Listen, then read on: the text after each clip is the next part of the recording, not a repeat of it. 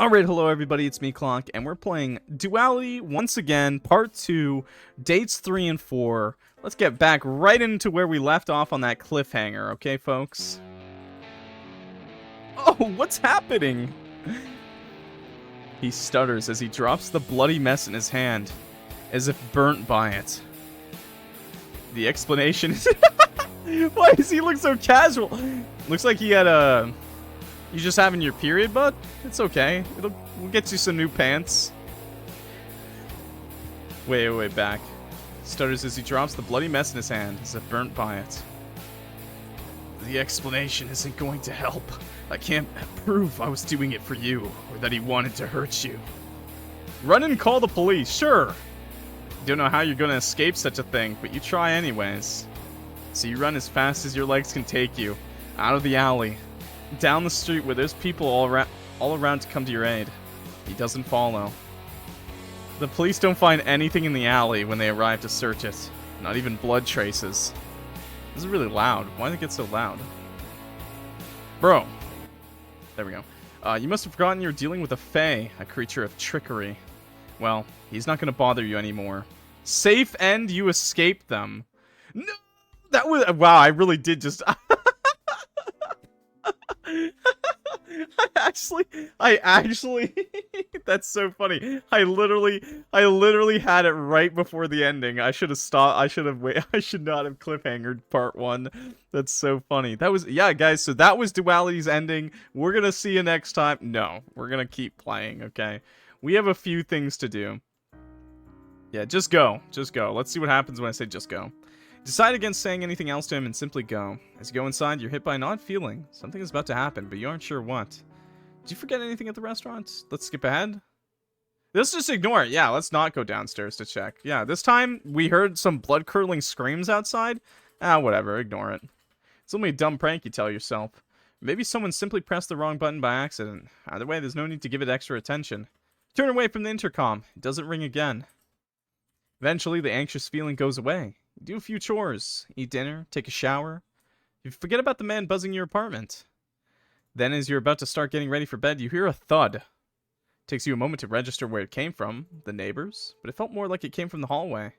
Your heart is suddenly thumping loudly in your chest. A knot forms in your throat. What are you so afraid of? Strange noises happen all the time in a building full of people. For the second time, you make your way into the hallway. You open the door and turn on the light. There's nothing there. You're about to go back when you hear something from the kitchen. You squint your eyes at the darkness, past the threshold. It does not give away what made the sound. It continues. It's as if something is rolling on the floor. Until... Excuse me! That's not the present I want to see in my kitchen! I scream.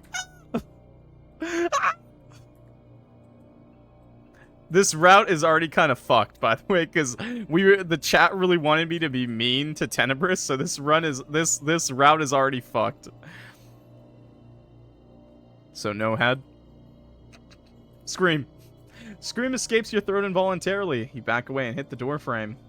Somebody put this here. Somebody who could still be here, in your dark kitchen.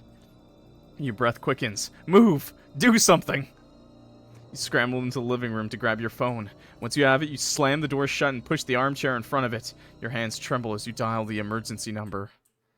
15 excruciating minutes later, the police arrive. What do you mean? It's a good present. I mean, I guess I could, like, boil it. They search your apartment, but no trace of any severed heads or decapitators can be found. Not even a drop of blood. There are no signs of a break-in either. Excuse me! You answer all their questions, trying to convince them you truly did see a man's head rolling on your floor. You're quite certain they think you're insane. Ultimately, you're left standing alone in your apartment again. You'd seen it. It was real. You're sure of it. You aren't crazy. I might be a little crazy. You stay at a friend's place that night. Day 4! Day 4! Excuse me? Are you for real right now? Day 4? What do you mean day 4? I'm not... Okay, we're gonna load that back up. Excuse me? Really? Okay, you're just gonna act like grab something, anything. Your mind races. Someone's in your apartment. Someone who killed a man. Whoever it is, they're trying to toy with you before they kill you too. Rush to the dresser in the hallway and yank out a drawer where you've hidden a big knife ever since the Tenebrous incident. That's when he broke in, by the way. Now armed with a proper weapon, you step back into the living room without taking your eyes off the kitchen entrance. Best place you can find to hide is the bathroom. After checking to make sure it's empty. The door locked and the knife clenched tight in your hand, you call the emergency number. Oh, is that just the same? Okay, it is. Okay, load. Okay, I'm going to try to go for a good ending here. Honestly. Because this just seems a little...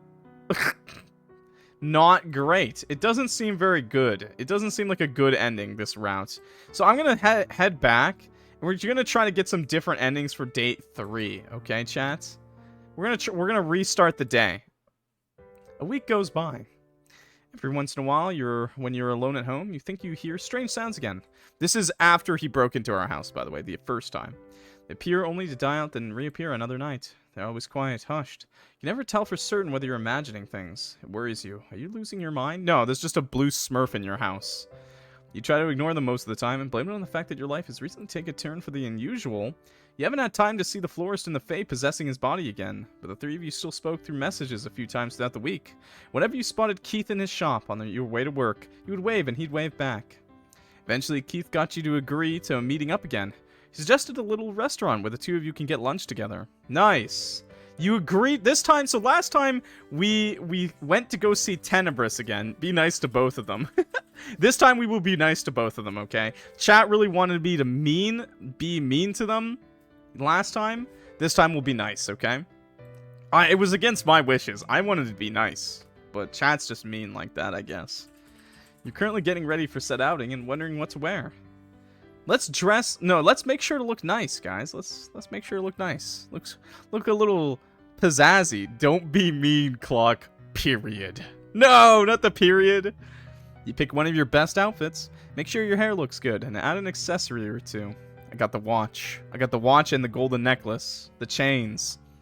Your doorbell rings no sooner and no later than the time you agreed on. And when you open it, Keith greets you with a big smile on his face and a pink rose in hand. He was standing outside. He was standing outside waiting. You tell him. Hello, Clock. Hi, you're punctual. Of course. I wouldn't want to make you wait or rush you. And this is for you. He holds out the rose to you.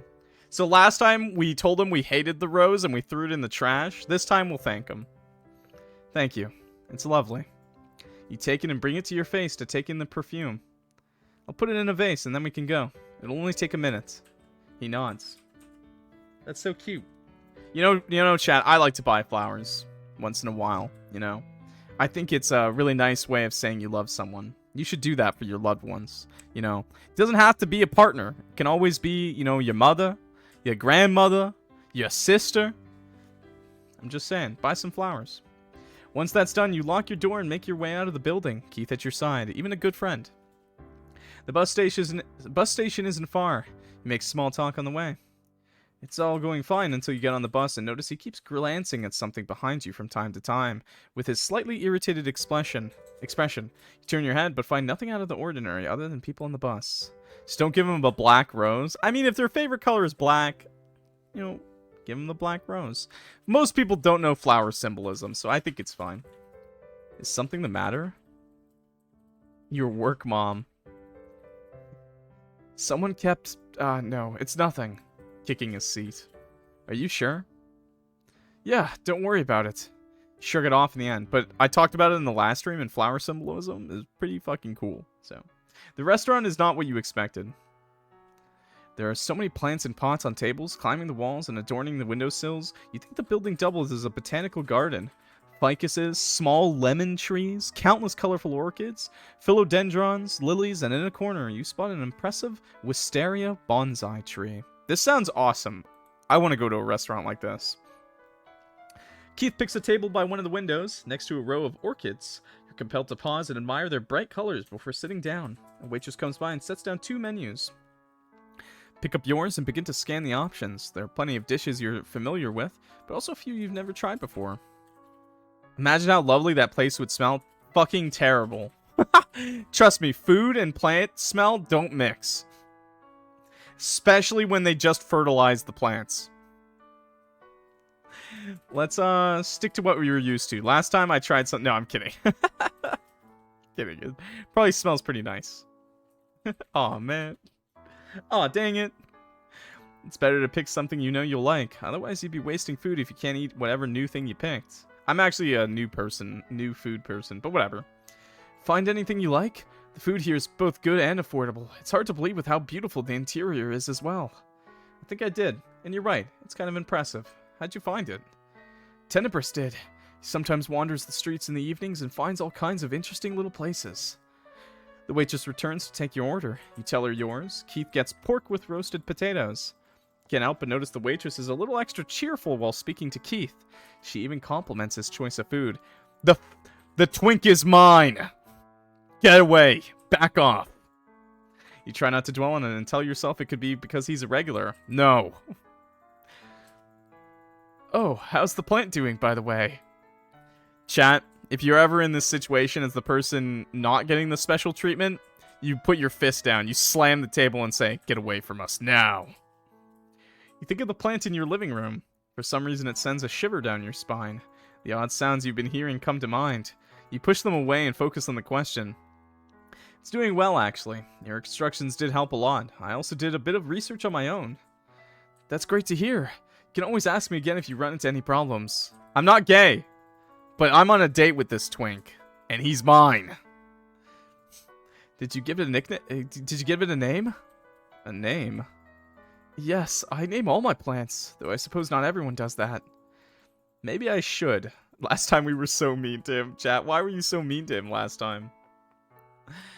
Oh, maybe I should give it a name then. What are some of yours called? Perks up cheerfully. My prayer plant is called Demetrius. I named that one. And my white orchid is called Cream Puff. Tenebrous named that one. You snicker. He named a plant Cream Puff. Maybe I should ask him to name mine too. I can ask him right now. You can talk to him when he's not out? I can, and he can hear my thoughts in return. That's so fucking awkward. What if one of you get horny? What does he think then? About my plants? He says you should name it Sherbert. You let out another snicker. Sherbert it is then. Silence falls between the two of you for a little while. That's a wonderful thought. I'm sorry. It's the first thing that came to mind. Can I talk to Tenebrous? Anyways, why don't you tell me more about... Yeah, why don't you tell me more about yourself? Me? Well, other than being passionate about plants, I also like to read. Really? What books do you read? Mystery, fantasy, and sometimes a bit of romance. You like romance? That's rare for a guy. I feel like it's really not that rare. Is it a bad thing? I mean, I like romance. Not at all, it's just your preference. You think so? I actually read it quite a lot, but I didn't know how to come across. I'm not that judgmental. Sorry, I'm probably just used to being judged for it. I'm glad you aren't like that, though. Of course he likes to read, nerd. Don't be mean to Keith. But what about you? Do you like reading? Yes, I love reading. Yes, but I prefer playing visual novels instead of reading... Game dev, why are you calling me out like this? Look, I don't have time to read real books anymore when I'm reading visual novels, man. Come on. They're like books. Okay, I'm reading a lot. Don't press that. I mean, I do love reading. I used to read actual books a lot more, okay? I swear to God, chat. I was an English major. I was an English major. I swear. I'm not lying. I'm gonna save, because what you just said made me think maybe there's something funny if I click that. Yeah, but I prefer playing visual novels instead of reading books. Oh, I haven't played any. What are your favorite ones about? Make a few short summaries of your favorite visual novels. He listens intently, asking questions every once in a while, or expressing interest in certain plots and characters. Keith will leave you in the restaurant if you do. Yes, but I prefer to watch MrClockWorks play visual novels. You should subscribe. Thanks. Yeah, Keith, you should check out this YouTuber called MrClockWorks. He goes by Clock sometimes, and you should definitely watch his videos. It's like reading, but not. It's like audiobooks.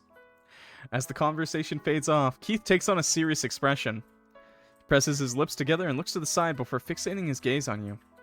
Clock, could I talk to you about something? What is it? I know the situation is strange and uncertain, the whole thing with me and Tenebrous. If you're wary or worried, you don't have to stick around. It's not too late. You could still back out. Now that you know what Tenebrous is, you can leave us forever and nothing unpleasant will happen. We won't bother you again. All this because I said I play visual novels? Good thing I didn't tell him about the YouTube channel. That night when he broke in, I was scared. I tried to reassure you that everything would be fine, but to be honest, I don't know if I can guarantee that. It was selfish of me to pretend Tenebrous can't be dangerous. I want to apologize. Beaming this into your brain. Thank you. Thank you, team. He's right, it's not worth it. You're not going to back out. I can't do that. No, I can handle it. I've decided I want to get to know you. He's trying to shoo you away now. No! No! I'm a nerd, I'm sorry! Keith doesn't look as certain as you. Are you sure? I am. He sighs and runs a hand through his hair. Despite this, he's fighting back a smile. It's quite selfish of me that I was hoping you'd say that. I suppose I'll have no choice but to make sure you don't get hurt. Thank you. I'll say thank you. I'll say thank you. I said I can handle myself last time, but let's try thank you. I should be the one saying that. Thank you for trusting and believing in us, even though you barely know us. We'll try our best to become deserving of it. He doesn't enjoy. He knows we're all. He knows you're all horny. I'm not like them, though, Keith. I'm not like the horny ones. Okay. I play these games for the romance. I read it for the plot. The plot. You smile at his resolve. You change back to a more carefree topic for a while. Until the food arrives, you both fall back into silence for some time as you dig in. I'm playing for the plot. You enjoy what you ordered. Yeah. Keith was right when he said, okay, this I've already read. It's kind of whatever. Okay. Did you know that green orchids are seen as a symbol of good fortune? I didn't. Follow his gaze to the green orchid he's admiring. Do you know a lot about flower symbolism? I suppose you would, since you work in a flower shop. I work in a flower shop because I love plants, though I've always found their language fascinating. What about the pink rose? What does it symbolize? Generally, they can mean joy, gratitude, and admiration. They can be romantic, but in a gentler way, not as intense as the red ones. But a single pink rose without thorns can also mean love at first sight. Don't remember if your rose had thorns or not, but from the way Keith looks at you, with shining eyes and a gentle smile, it may have not. It definitely did not, chat. You finish your food and so does Keith. He then offers to pay for both orders himself. It's because he invited you, tells you.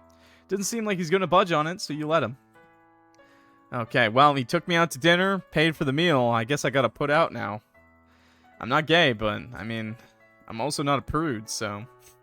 When the waitress brings back the check and sets it in front of him, Keith blinks in surprise and picks out an extra piece of paper. By the way, that's a joke. That's a joke. You do not have to do that. That's... that's a joke. That's a joke, okay? It's also a toxic joke, so understand I'm joking, okay? Only put out if you're feeling it. What's that? It's her number. Sorry, this is unexpected. Unexpected my ass! I'm gonna go beat her up right now. I'll be 1 second, Keith. Show this bitch. Punch. Gives you an apologetic look. Sorry, I get a little aggressive when people openly flirt with my date. You don't really care? You want to see what he plans to do with it. You don't really care? You want to see what he plans to do with it? What? Does this option even matter? You don't really care. Yeah, he's mine. He looks a tad distraught as you both begin to leave. He crumbles the piece of paper in his hand and throws it in a trash can on his way out of the restaurant. You're about to bid him goodbye, but you notice him nervously fidgeting in place and glancing around. Would you mind if I walked you home? Yandere on this boy. Oh, sure. Something the matter? No, I would never. No, I've just heard some scary rumors recently. I'd rather make sure you stay safe on your way back. That's nice of you. So you make your way back together. However, this time, he's much less chatty. He seems on edge the whole time. Every few seconds, his eyes would dart around as if in search of something in particular. What kind of rumors did he hear to make him this worried? Keith, are you okay? Huh? Yes, I'm fine. Are you sure? I feel like something is bothering you. It's not even dark out. Why are you so worried? I'm also the dom in this relationship, so I'm gonna protect you, not the other way around. It's nothing. Don't worry about it. He smiles, but it isn't very convincing. Since it doesn't sound like he'll tell you what the actual problem is, you decide to leave it be. The rest of the way is spent in silence. You only turn to speak to him again when you reach the door to your apartment complex. What the hell is wrong with me? Can I see Tenebrous now? I had fun. Let's say that. Hearing that, his smile turns into a more genuine one. I had fun too, and I hope there will be a next time. I'm sure there will be. I'll keep in touch. Wave goodbye to him as he leaves. As you go inside, you're hit by an odd feeling. Something is about to happen, but you aren't sure what. Okay, let's save again. This is a turning point. Okay, so we're gonna skip a little bit. So this was the... Yeah, you hear a shuffling... My cat just knocked over my book. Stop, you. That's my journal. That's not actually my journal. I don't have a journal, chat. But I do have a little lore book where I write down my ideas for stories. Now he's at my feet. Okay, good. You hear a shuffling sound and a grunt, followed by what you believe is a man's voice shouting further away from the intercom in silence. All the anxiety you've been working on pushing away earlier is now returning, doubled. Hello? More silence. Okay, so we saved. So let's go downstairs to check. Let's see if something different happens because we were nice to Keith. Okay, it's hard to tell what's happening on the other end. You're suddenly hit by the desire to head down there and see for yourself. Just do it. You want to. Yes, you do. You put on your coat and head down. There's nobody at the entrance to the apartment building. This was pointless. It was probably just some kids playing a prank. It's suffocating when we don't bully poor Keith. Wait, you want me to bully Keith? But wait, don't go just yet. How about checking that alley on the right? Yeah, down that way. Keep going. Just a little further now. Do you hear it? It's the sound of someone ripping something apart. It's flesh being torn. You turn the corner. Tenebrous stands over a man drenched in blood. A wicked grin stretches over his face, opening up his mouth to an inhuman degree. In his hand, he clutches the man's internal organs. You recognize the guy. He's the one you bumped into. He took down someone that big with his bare hands. No, he didn't just take him down, he slaughtered him. This guy just bumped into me on the street, by the way, and looked at me kind of funny. He deserved it, honestly. Tenebrous? He freezes on the spot. His grin falls as his eyes meet yours. Why?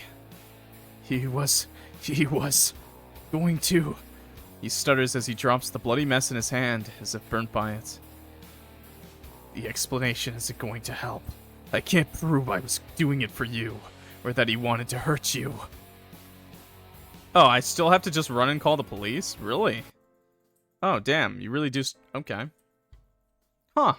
Even though the date went so well? Huh.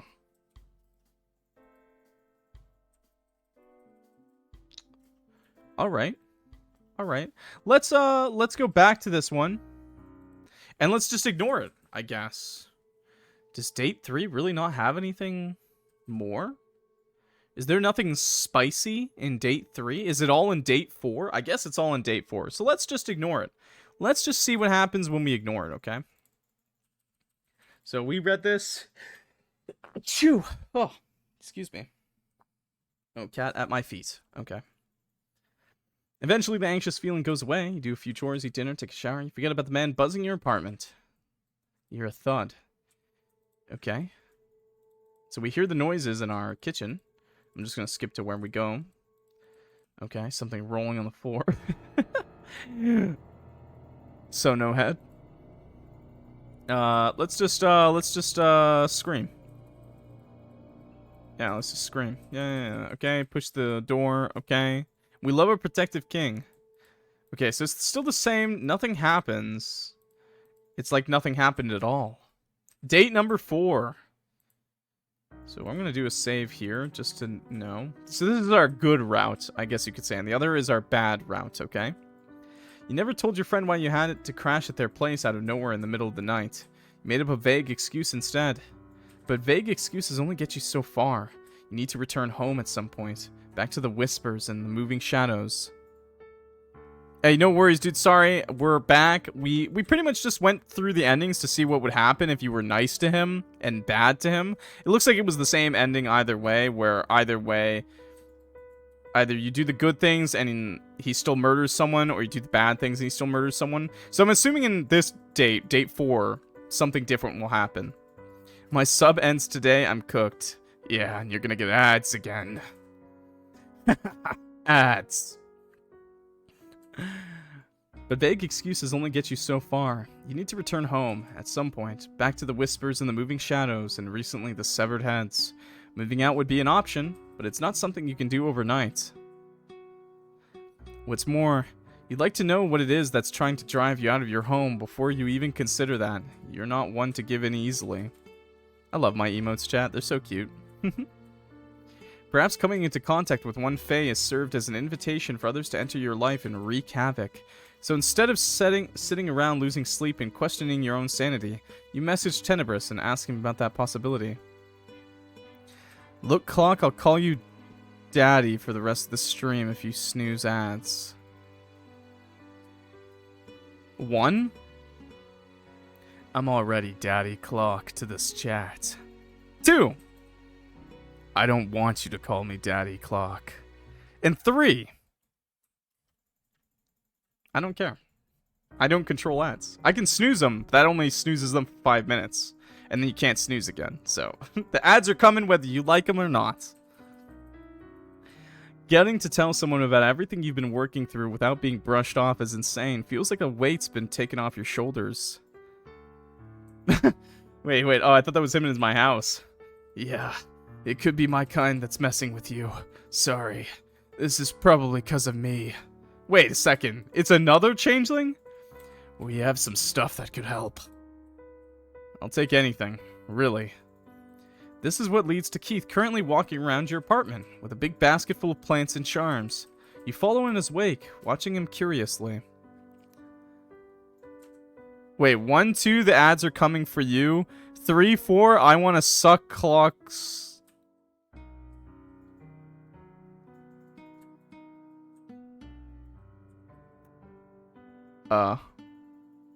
Thanks. Oh. 5, 6, what the fuck, bitch? Oh, that was pretty good. Okay. Alright, okay. Wow, my chat's got some good rhymes. What do I do when they wilt? They should have lost interest by then, but I can always bring you more. Garlands of St. John's wort hang on nearly every door in your apartment. A few flowers have been placed in a vase in your living room.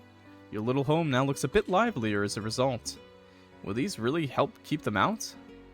They've kept them out of my home when they tried to bother me. Well, at least most of them. I like to believe you won't run into any one of the scarier ones.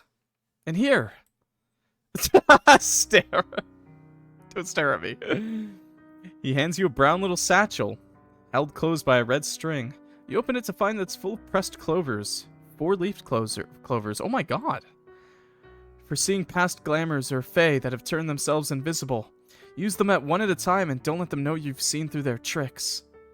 Thank you. I really hope this will work. Last time I found a whole human head in my kitchen. Really hope that was a trick. Keith grimaces and tenses up before quickly turning away to fidget with more flowers. You don't think this is gonna work, do you? I'm sorry. It's our fault you're dealing with this. He repeats the same guilt-ridden words that Tenebrous texted earlier. Okay, save. This is important, chat. Whoever types first after this message has to call Clock Daddy. Well, Scraxium, you lose. Pony up. Start calling me Daddy. Chat, strap him to the table until he starts calling me Daddy. Mods, beat him to death with hammer.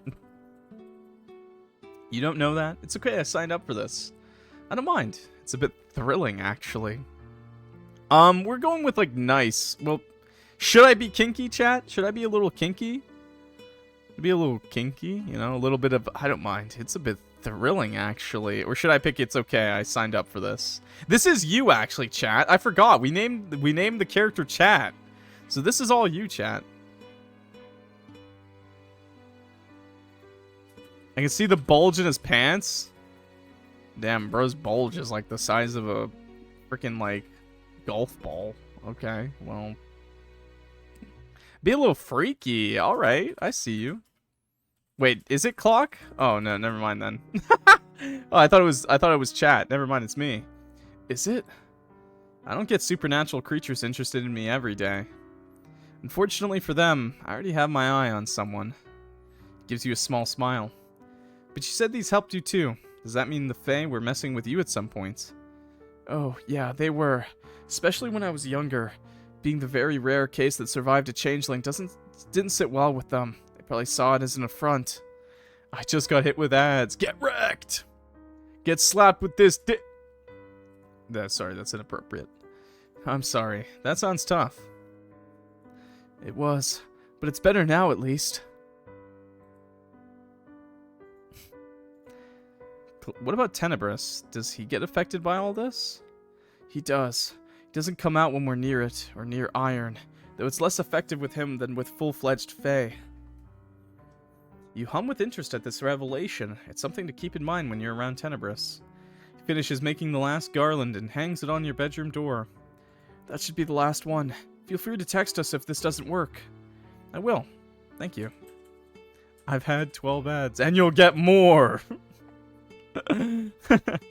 Thanks for watching the ads, guys. I really do appreciate it, okay? And if you really, really don't like ads, I suggest watching on the YouTube VODs after the live stream is over. But, and to YouTube, to you guys who watch ads and skip them and hit the skip button, that's fine. You know, like, that's awesome. Thank you so much. I really appreciate it. Ads help me out a lot more than you guys think. You know, obviously, paying for subs and Twitch Prime subs and stuff like that help me a lot. But, honestly, the ads help a lot more because they're just something that anyone can do for free. So, thanks for watching them, okay? Really do appreciate it and sticking around for them. I should go now. Still have some things to take care of, but, before he gets to continue, he winces and rubs his temple. Everything okay? We wanted to ask if you'd want to go out this weekend with one of us. The forest is nice this time of the year. We could have a picnic, or you could do whatever Tenebrous had planned. Knife throwing or something. The last two sentences are said in a dismissive tone. I wonder if he wants me to hang out with him. Okay, well, we'll save. Chat? Why not both at the same time? Yeah. Should we do both, or should I do one or the other? Chat, should I do one or the other? What would you prefer? Both? Chat wants both. Catch 'em all. I like the way you think, chat. They're mine. Okay. Tetanus! Shut up. Huh? I mean, it could be fun to do an outing with both of you, and you both want to do it on the same weekend, so why not?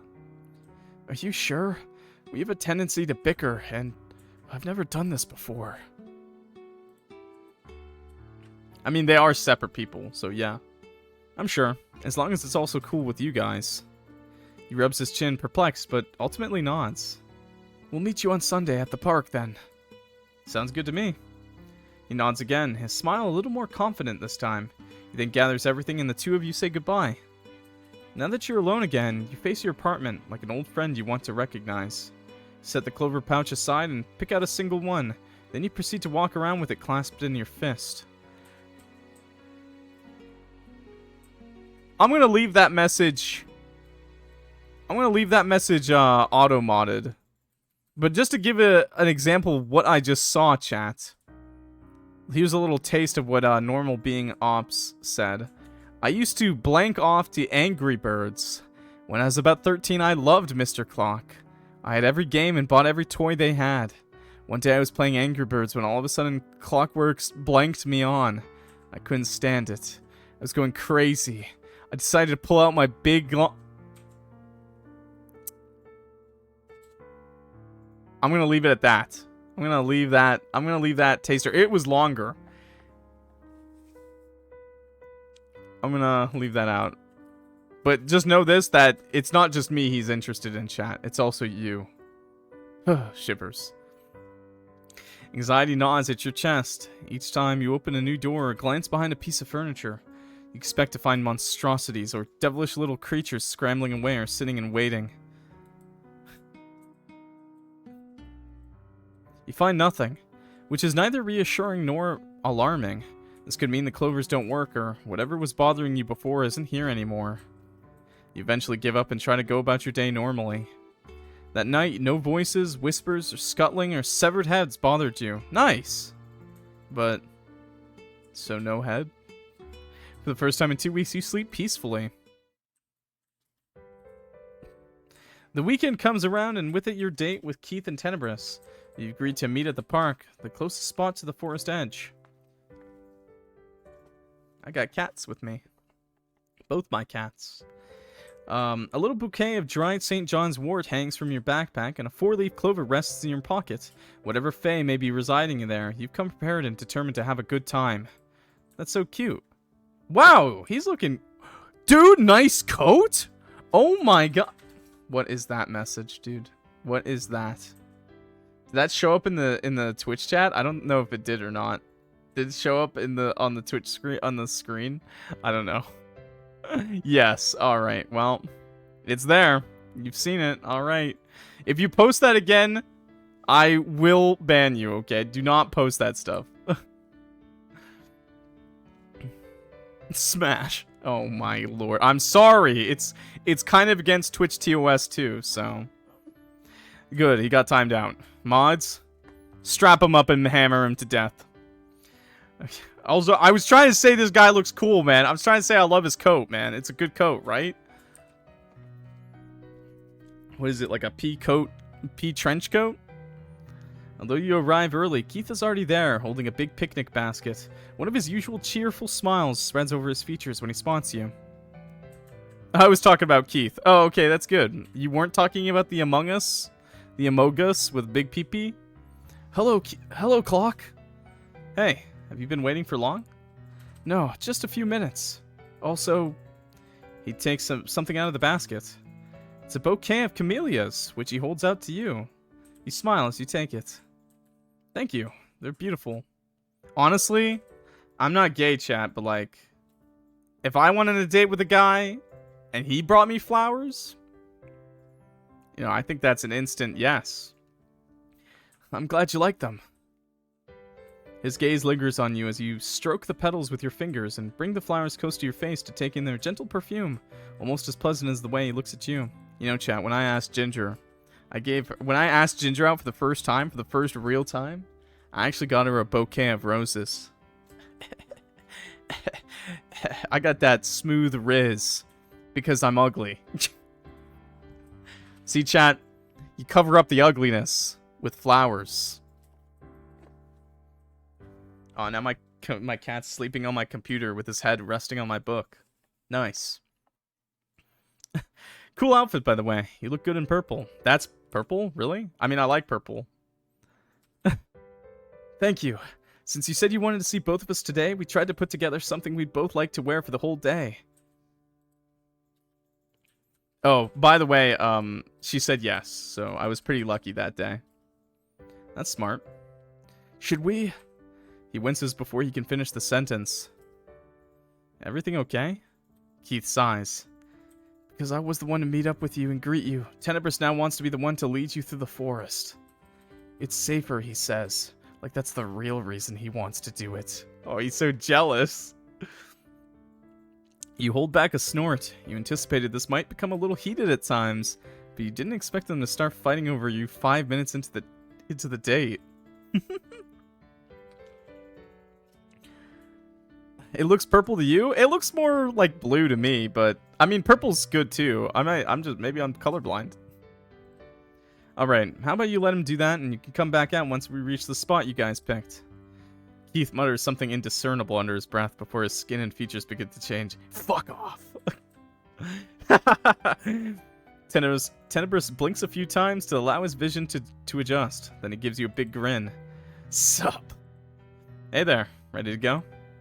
He nods happily and motions for you to follow him as he heads towards the forest. He leads you down the sidewalk around the park until you reach the edge of the forest and continue on a dirt path. What is that? You've never been here before. It's not your first time in the forest. Yeah, it's not my first time in a forest. Yeah, I'm a bit of a, you know, I grew up a Boy Scout, you know. I know my way around a forest or two. remembers the one time I got lost in the forest with my friend and we had to use a compass in the rain, in the dark, because it was nighttime to find our way back, and it was just fucking awful. But we did manage to find our way back to camp with just a compass, okay? It's the same as it's always been, darker and colder than you'd expect. The air doesn't feel natural or fresh. Reminds you of a cold, damp cellar. You find it. You guys want to know how I ended up in that situation? Me, my other friend, middle of the night, dark, alone, afraid, with just a flashlight in the forest. Just a compass. We did have a map, but they were for... Okay, I'll have a story time tonight. I'll have a story time. That was a good one, actually. That one's a good one. I'll tell a story time later, okay? No. We'll do it at the end of the game, okay? You guys gotta remind me. You find it peaceful, yeah. The darkness and the eeriness give you comfort, like old friends welcoming you home. This is nice. It's so peaceful here. Wibbity wibbity whoa. Hi. Hi there. Right? There's no people to stare, make noise, or bother you.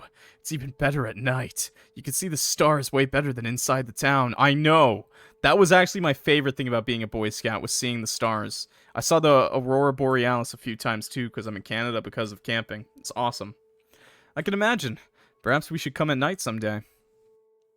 You gaze up at the trees, and it almost feels like they gaze back at you. When a breeze blows through their branches, sending withered leaves to the ground, the rustling almost sounds like whispers. You return your attention to Tenebrous. Feels safer that way. So, I heard the Fae live in the forest. Is this where you came from? Before you entered Keith's body? Not exactly. You can get to the other side through the forest, but they aren't the same place. I guess it's still the closest thing to my home. You must miss it. I do, but visiting would be risky in this body. I'd rather not put Keith in danger. Besides, it's not so lonely anymore nowadays. He gives you a meaningful smile. He's referring to your presence. Makes you feel warm inside. Aw, the Smurf is so cute, chat. The two of you eventually reach a clearing. The sun shines a warm hole through the cold, dark barrier of the treetops. Wild flowers grow at the opposite end of it, breaking off from the browns and yellows of the autumn leaves. It's a good place for a picnic. Autumn! Autumn enjoyers, rise up! Best season. Sweater weather. This is the place. Me too, chat. Pick a nice spot in the sun, near the center of the clearing. Tenebrous spreads out a blanket and sets the basket down on it. You do the same with your backpack. Now, he suddenly groans, interrupting you. Ugh, do I really have to go? Apparently Keith was already making your previous arrangement clear. That's what we agreed on. I did it. Keith did. He continues to be stubborn. The way he keeps frowning is likely also the result of the other resident of his body giving him a headache. Wait, what should I do, chat? Should I reward him later? Should I butter him up? Or get impatient? Winter's great, but autumn? I like winter, but I like autumn a hell of a lot more. Bully him! That's not an option. Bully him! There's no bullying! This is get impatient. Reward. Okay, I see. Never 3 from my experience. We'll come back to it. We will do it. But number 2? I'll do reward. I see a couple. I saw 2 people say reward. No, just 1 actually. We'll do butter. We got 2 for butter. You put on a pretty smile and step closer. He eyes you with a raised brow. What are you doing? You don't answer. Instead, you reach for his wrist and trace your fingers over his cheek, all the way to his chin. I want to get to know both of you on this date, but if you make it difficult, it won't be as pleasant, will it? His Adam apple rises and falls back in place as he gulps. Your finger finds a curl on his cheek and begins to twirl it around itself. Won't you be good for me and do as I ask? It'll make me more eager to see you again later. His eyes dart around, struggling to look at anything but you. Fine, I'll do it. You let him go and step back, satisfied. Hey, yo, Chad. Apparently I got good riz. The blue in his skin fades, the mouth shrinks, and the eyes return to their original blue color. Keith gives you a warm smile. I see you've made it to the clearing. How do you like it? Isn't it a nice spot for picnics? It is. It's quiet here. Keith takes a seat on the blanket and starts going through the basket. You follow his example and take out whatever food you've brought in your bag. He'd asked you the prior evening whether you're allergic to anything, what food you like, and what you dislike. The picnic food was made with all of it in mind. I made sure to bring both sweet and salty food. It's mostly bite-sized things and snacks, but it should fill our bellies. And I made sure not to include any of the things you dislike. Thank you. I hope it wasn't too much work. You analyze the contents of the basket yourself.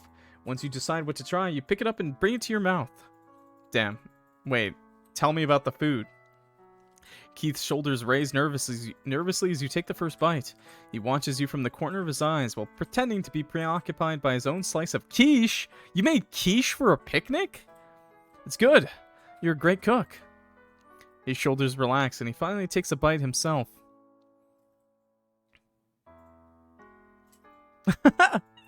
Quiche, I love quiche. Quiche is pretty good. That's pretty hardcore.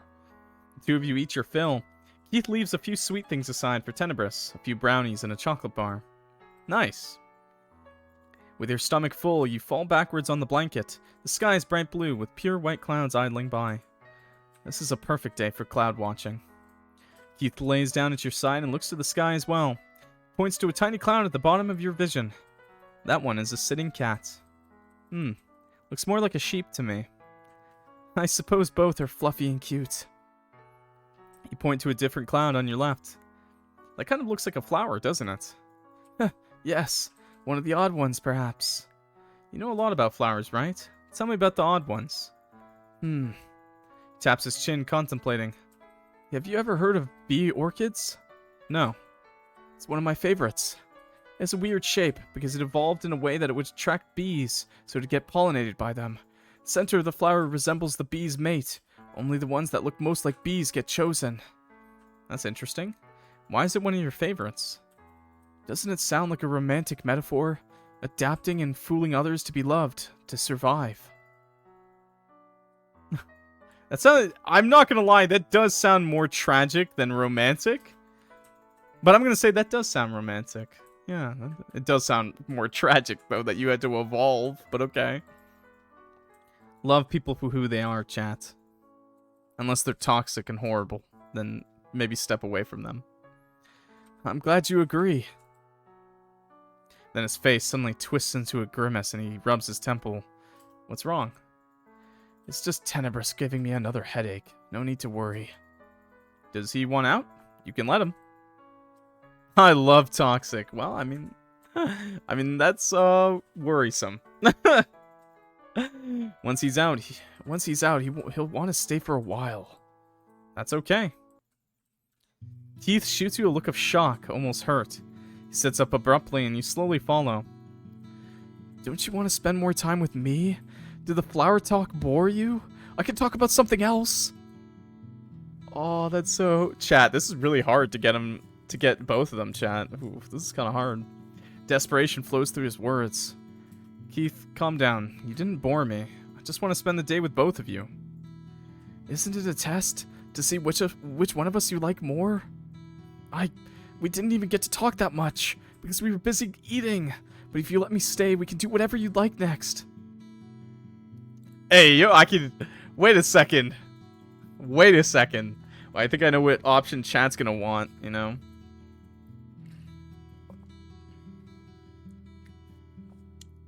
Yep, okay, I already see some options. Well, I am the dom in this relationship, so we're gonna dip him and kiss him, chat. Never 3 in this case either. Oh, we're coming back for 3. But we were mean last time. Mwah. Place both hands on his cheeks, which startles him into going quiet. Then you press your lips against his. He hums out in surprise, but doesn't try to pull away or push your hands off. After a moment, you feel him relaxing in your hands, and slowly his lips begin to move against yours, returning the kiss. This Sabo-looking motherfucker. Dude, if it was Sabo, I'd be all over him. You pull away when you're sure he's calmed down. I like you plenty, you cute idiot. I didn't ask for this date to see if you can prove you're better. Okay. He looks astonished, but he's no longer panicking.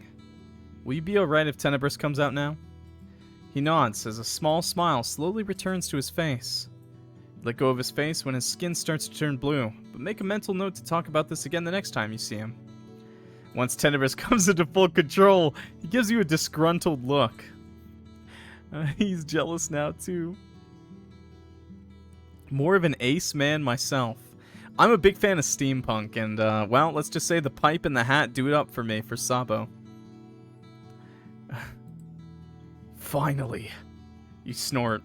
Welcome back. Clap your hands together as if to formally close the incident. Anyway, since you're here now, you present the leftover sweets to him. Keith left some stuff for you, too. Wow. He perks up at the sight of sweets and immediately grabs a few to shove in his mouth. Sometimes you forget he's meant to be a terrifying creature of the woods. Ever since that night, when he gave you a scare, he's only proven to be the opposite of scary. He appears to be misunderstood more than anything else. Thanks for the follow, by the way. Come to think of it, how did you get into my apartment that night when you broke in? Tenebrous stops midway through shoving another brownie in his mouth. I just scaled the walls. Says it like it's the most obvious answer one could give. The Fae love sugar. Good to know, good to know. Just scaled the walls. What if someone saw you? But there's not actually that much sugar in brownies, isn't there? There's not that much sugar in brownies, is there? There's quite a bit? Never mind. I don't bake. I cook, chat. Baking is a science. It's not like cooking. Cooking is with your soul, your heart, you know? Baking, that's with the brain, okay? I don't have a brain. The idiots messing with you at night aren't the only ones who can use glamours. So much chocolate goes into brownies, of course there's so much sugar. I mean, chocolate doesn't have to have a lot of sugar, chat. It doesn't have to. You can have dark chocolate. And you can have unsweetened chocolate. That's usually what they use for baking, I thought. Besides, I'm pretty fast. He grins proudly before throwing the brownie into his mouth. Really? See that tree? I can get to the top while carrying you in less than 10 seconds. He talks with his mouth full and points at a tall tree at the edge of the clearing. Prove it. Would the big, strong Fae care to give me a demonstration? I guess this is the illusion of choice right here. But let's be a little bully. Like, let's tease him a little. Would the big, strong Fae care to give me a demonstration? I cannot stand dark chocolate? What do you mean? It's not that bad. Sometimes dark chocolate hits that spot. That's what I'll say as I've gotten older. You must have picked up on the flirty tone you used, because his cheeks turn a bit purple.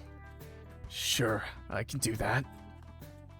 After finishing his brownie, he jumps to his feet and scoops you up into his arms.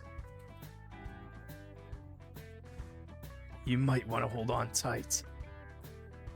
You wrap your arms around his torso and press against him right before he takes off, running at a speed you knew a human wouldn't be capable of. Once he reaches the base of the tree, he switches to holding you with just one arm, springs high into the air to grab onto a branch with his other. The jump is repeated a few times. Sometimes Tenebrous uses his arm to propel himself. Other times, his legs.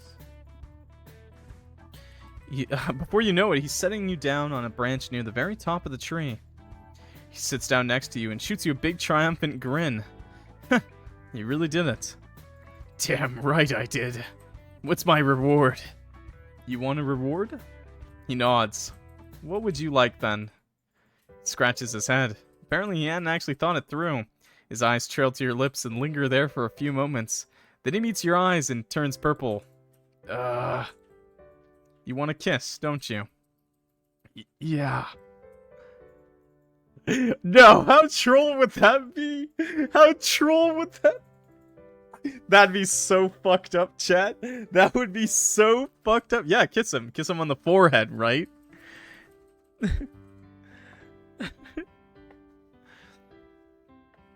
Give both the same thing. Oh, really? Make it even. Kiss him on the lips, yeah. You scoot a little closer while holding onto the tree trunk with one hand to make sure you don't lose your balance and cup one of his cheeks. The Purple color of his face is intensified, but he also leans towards you. You find it adorable. Yeah. You grab his chin and he closes his eyes expectantly before you even begin to lean in. Oh, we actually have a little CG for him, this guy too? Wow, that's so cute. Can't help but smile at his eagerness. Just as his eyes crack open to see why you're not kissing him yet, you lean in and press your lips against his. He hums, satisfied as he returns it clumsily. His lips are soft and his breath is warm against your cheek. Hidden the gritty. I don't know if we go to a club or anything. When you try to pull away, he gently pulls you back in for another, eyes full of greed and pleading. Who did our hair? Hopefully ourselves. It'd be much too hard to say no to such a sight, so you indulge him. The second kiss is deeper. You pry his lips open with your thumb. As your tongues meet, Tenebrous's breathing grows heavier. You feel the sharpness of his teeth as he gently nibbles on your lower lip. Both of you are out of breath by the time you finally stop. I could get used to this. I take it you're happy with your rewards. He grins widely as a response. Need more Fortnite dances. He grins widely as a response. You'd think he'd won first place with how satisfying he looks. Oh, here we go. He's hitting the gritty now. You're about to suggest he gets you back down when you notice a squirrel sitting on a little branch right next to Tenebrous' shoulder. Oh my god. Don't move. Tenebrous freezes, confusion taking over his features. There's a squirrel! You whisper so as to not startle the creature. Why was there an exclamation mark then? The squirrel pays you no mind. To your surprise and delight, it jumps off its little branch and onto Tenebrous' shoulder. That's so cute. This makes him turn his head to look at it. Oh, hey there, little buddy. Please tell me he's not just gonna eat it. Total of 15 ads. This bro is getting smacked by ads. All the subs laugh at him. Ha ha! No, I'm kidding. I just had a heartfelt moment saying thanks for watching ads, guys. Okay. I think that's really cute, chat. The closest to this I've gotten is 2 times I've gotten really close to wild animals, like really close. One time when I was a kid, we had a chipmunk live next to our house, and it crawled in my hand to eat some seeds. And then another time, I was camping with my dad and my family, and a deer walked up to our camp in the early morning, and me and my dad fed it crackers out of our hands, and that was really, really cool. That is probably like some of my favorite moments with animals. Oh, hey there, little buddy. Slowly, he reaches up and pets the little head with 2 of his fingers. The gesture is so gentle, you wouldn't believe it came from someone with such abnormal strength. Does it know you? Yeah, I come around here often to throw knives. Bring nuts sometimes. I call her Cake. You can tell her apart from others. Yeah, you can't. She has a tiny head, but her eyes are kind of big, and her fur is on the darker side. It just looks like any other squirrel to you. Maybe it's a Fae thing. The squirrel has now begun to chew on the string of the necklace. Tenebrous must have noticed it because he looks down again. But before he can react, Cake has already undone it and dashed off his shoulder. Necklace held tight in her little paws. Hey, give that back!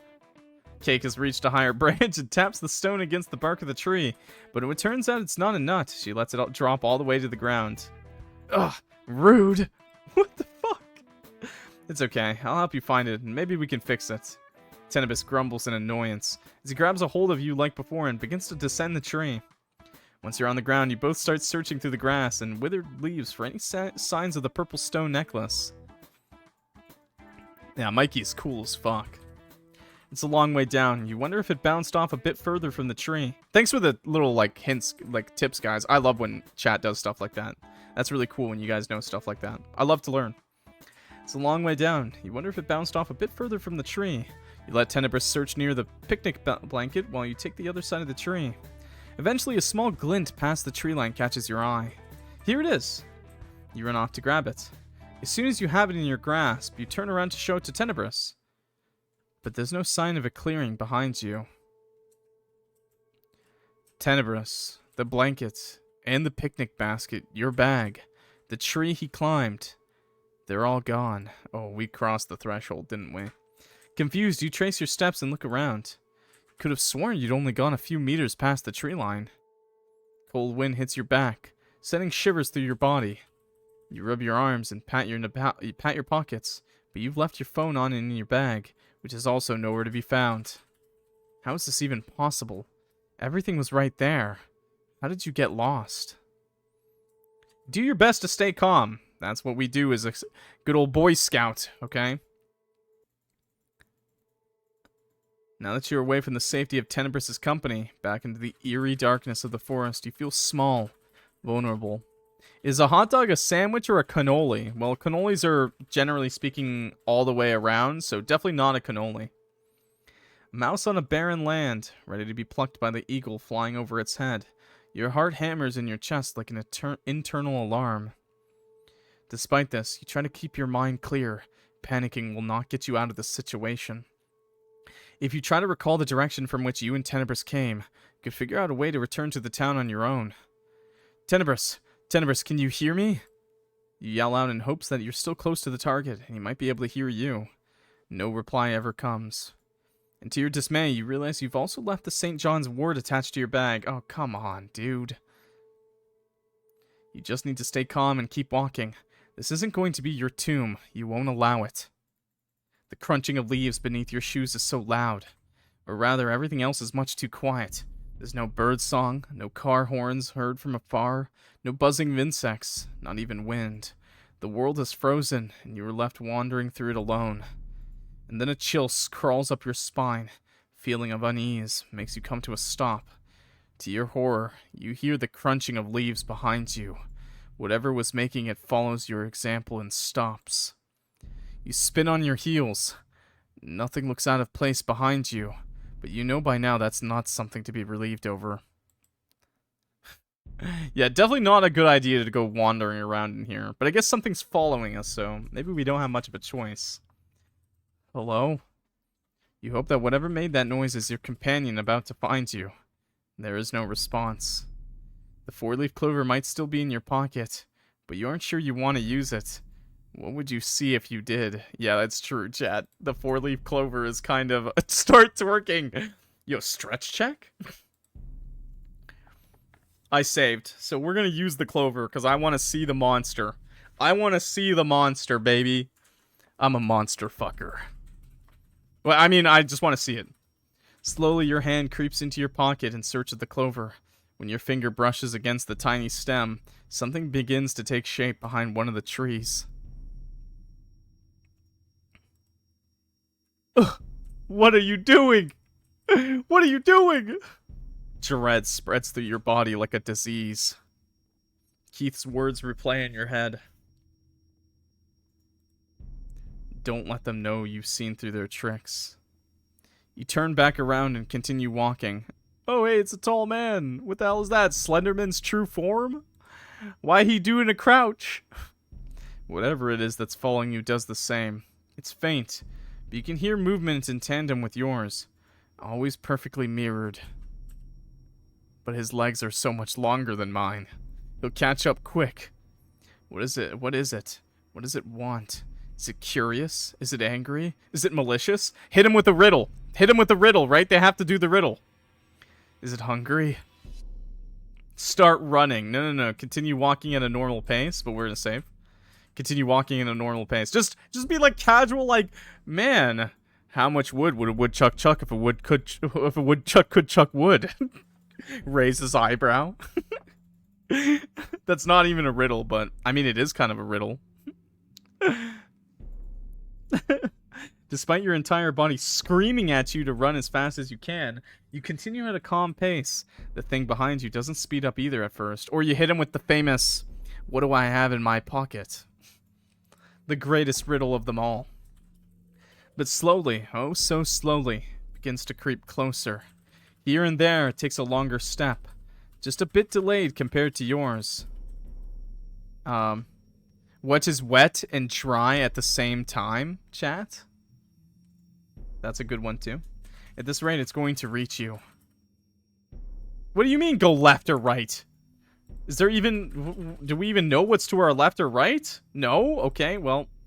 You know, I always say go left. You don't know why you feel the urge to change directions as if this will help your case, but you follow your instinct. Definitely a good save.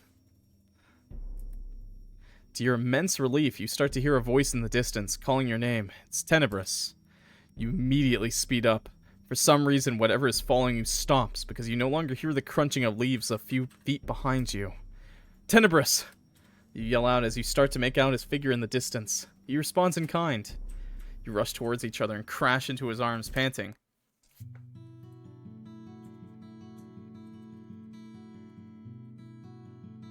I want to see what happens when we go to the other ending, chat. I want to see what happens when we take a right turn. Go right. Don't know why you feel the urge to change directions. To your immense relief, you start to hear a voice in the distance. It's calling your name. It's Tenebrous. Wait.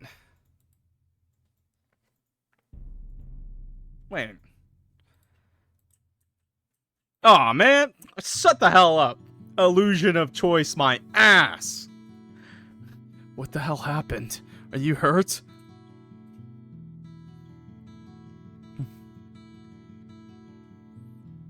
No, I wanted to die. I wanted to fuck that monster. I don't know. I was just looking for the necklace, and when I looked back, you and my stuff were gone, and something was following me. You glance over your shoulder anxiously. Maybe I shouldn't have looked at the clover, maybe? Tenebrous' brows knit together.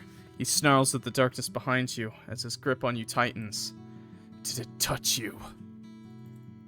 You shake your head. Fucking coward. Of course it was gonna lure a human away from me and fuck with you. It doesn't have the balls to show its face to me, apparently. Let's go back. Don't worry, it'll leave you alone now. Takes you back to the clearing. You continue to listen for any extra movement, but nothing stands out this time. It was gonna fuck me, I think. I think that's what he was trying to say. It was gonna... Two of you gather everything from the spot. Uneasiness. Now hanging in the air. A clock block. True. Now hanging in the air, you stick as close to Tenebrous as you can. Somehow, nothing bad happens when he's around. The angry frown never leaves his features the entire time. Slenderman a romance option? We'll find a way, chat. We'll find a way. On the way back, you hold his hand. It might have been romantic if you weren't doing it out of fear that you might get sent to someplace else the moment you let go. The sight of streetlights, the sound of car horns, and the feeling of concrete beneath your feet never felt so comforting until you left that forest. Your hand slips out of Tenebrous's as you manage to breathe normally again. I'll walk you home. It's already dark out. You're about to agree, but a car catches your attention as it stops in front of you. The driver's window rolls down to reveal Jacob's face, concern painted over his features. Hey, Clock. You doing okay? Need a ride? You must have noticed how shaken you look. He stopped to check on you because he shoots Tenebrous a skeptic look. You must have looked suspicious, walking out of the forest with him after dark, your face displaying the distress you were in while he seemed furious. Who are you? His friend. Clock doesn't need a ride. I'm walking him home. I didn't ask you, did I? Tenebrous clenches his fist. There's very little patience left. But Jacob has decided to play hero and isn't backing down either. No. Oh, no, dude. Sometimes white knighting isn't always the choice, chat. It's good that he stopped to check in. It's good that he did stop. Okay? Let's save one more time. Okay. Don't speak for me. I do want to ride. Stay away from him. Is Jacob a romance option? The girls are fighting. It's okay, Jacob. He's walking me home. Knock it off, you two. I'm going home alone. Yeah, that one. No. We're walking home. We'll do the night. We'll come back. We'll come back, okay? Don't speak to me. Jacob throws Tenebrous one last wary look. You sure? Yes, don't worry. Alright then. See you tomorrow. I could have said, like, oh, he just helped me out. Don't worry, he's a good guy. He rolls his window back up and drives away. This was still really suspicious. What's his problem? Tenebrous spits out the last word angrily. You feel the urge to hold him in place in case he starts chasing after Jacob's car. What's your problem? He's just looking out for me. He can be a little annoying sometimes. No, that's mean. He's just looking out for me. Tenebrous doesn't look too pleased with that answer, but he doesn't say anything else. You start walking towards your home, and he follows behind you. Start Fortnite dancing. After a few minutes of silence, he speaks, this time in a calmer, more gentle tone. Are you really okay? He was basically Jacob from Twilight, that guy, yeah. I'm fine, just shaken. I need some rest. Okay. It looks like he wants to say more, but decides against it. You don't try to get it out of him either. Continue walking without talking the rest of the way. Once you arrive at your apartment complex, you hug him goodbye and promise to text him tomorrow. That you feel like your last method of defense has fallen as you watch him walk away into the night. Wait, he didn't stay the night? You feel at ease when you finally make it inside your apartment, at least at first. As you take off your coat and shoes, you get a sense of deja vu. Can't quite discern what is causing it. You've entered the apartment and gone through these exact gestures a million times, but today you were reminded of something else. Today's been stressful enough as is. Perhaps it'd be best to set it aside for now. You are tired. You really wanted him to stay? Yes.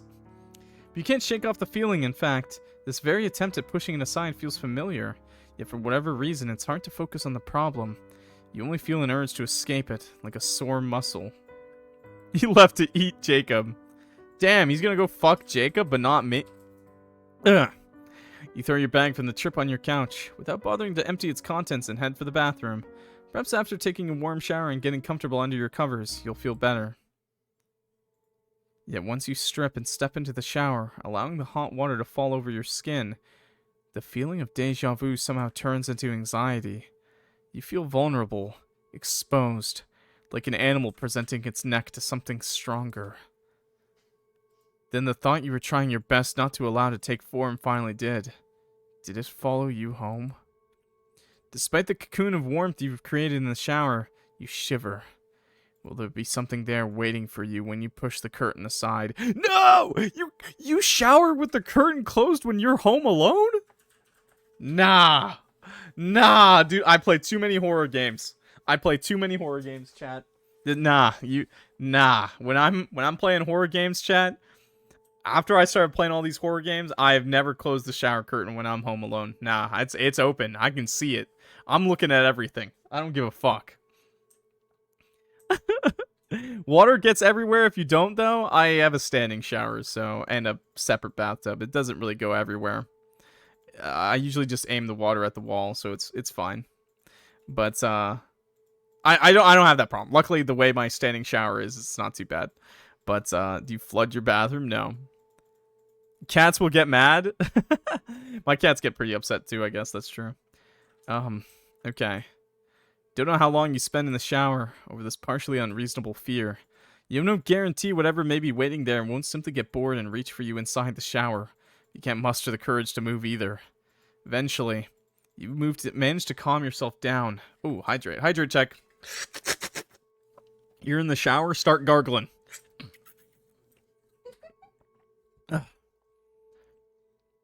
Eventually, you manage to calm yourself down with many reassurances and attempts at reason. And with your breath held, you turn off the water and open the shower curtain. Baths are gross. I mean, you shouldn't bathe when you're dirty. You should shower and then take a bath. That's what I was always taught. But baths are really nice and relaxing sometimes. There's nothing there. You feel like a child making up monsters to fear in the dead of the night. A sigh escapes you. At least there's the excuse that you've had to deal with real monsters for some time now. It's normal for one to get paranoid, you suppose. Hi, Krissa. Good to see ya. Dry yourself and slip into your pajamas. Oh, nice.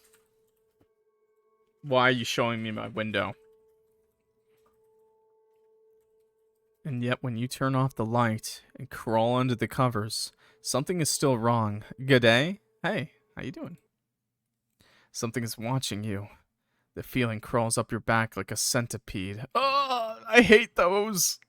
You scan the room, all the dark corners and the odd shadows, eventually finding the bag of dried clovers sitting on your bedside table. Oh no, this is... No.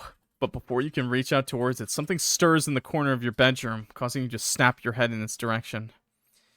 It's different from the things that tormented you in the past. This thing is bigger, and it carries a sense of disdain that you haven't felt before.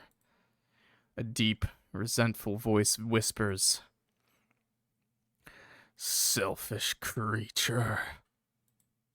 You infect this world with your existence. You feel the bed dip in 2 places. It's started to crawl towards you. Your heart hammers in your chest. What the fuck is happening? What do you want? Disappear. You grip your blanket tightly and shut your eyes, waiting to be ripped to shreds. But before it happens, a noise comes from your window, like a hand being dragged over the glass. Your eyes shoot open. You can't see anything special over there. Slowly, the extra weight removes itself from your bed, leaving you frightened and confused. I want waffle fries. No, the monster makes no noises for the rest of the night. It doesn't speak and it doesn't approach you again. You're not even sure if it's still there. But you don't dare sleep or get up to leave. Wait, what? When the morning light enters your bedroom, you reach for the clovers and grip one tight within your palm as you scan the room. There's nothing to be found. To be continued! What? Bro, this played out way different than I thought. I thought I was gonna bang that guy. Instead, nothing happened at all. Oh, that's funny.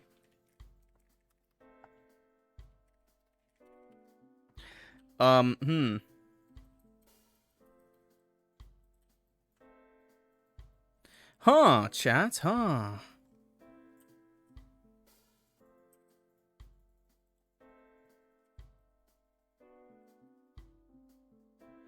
Huh, chat, weird.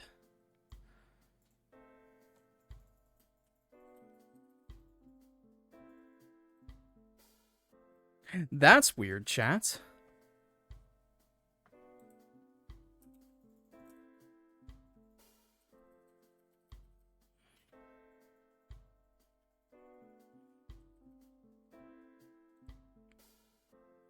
What could it be? Oh, so this is a point system. Okay.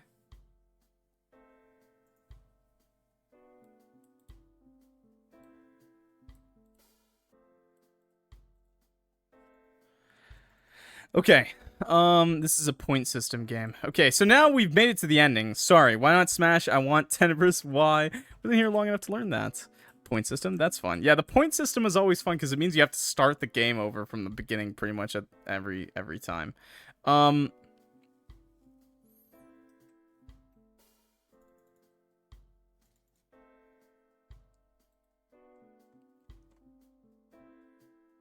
It's cool though. It's cool. It happens. It's cool. It's cool. Okay.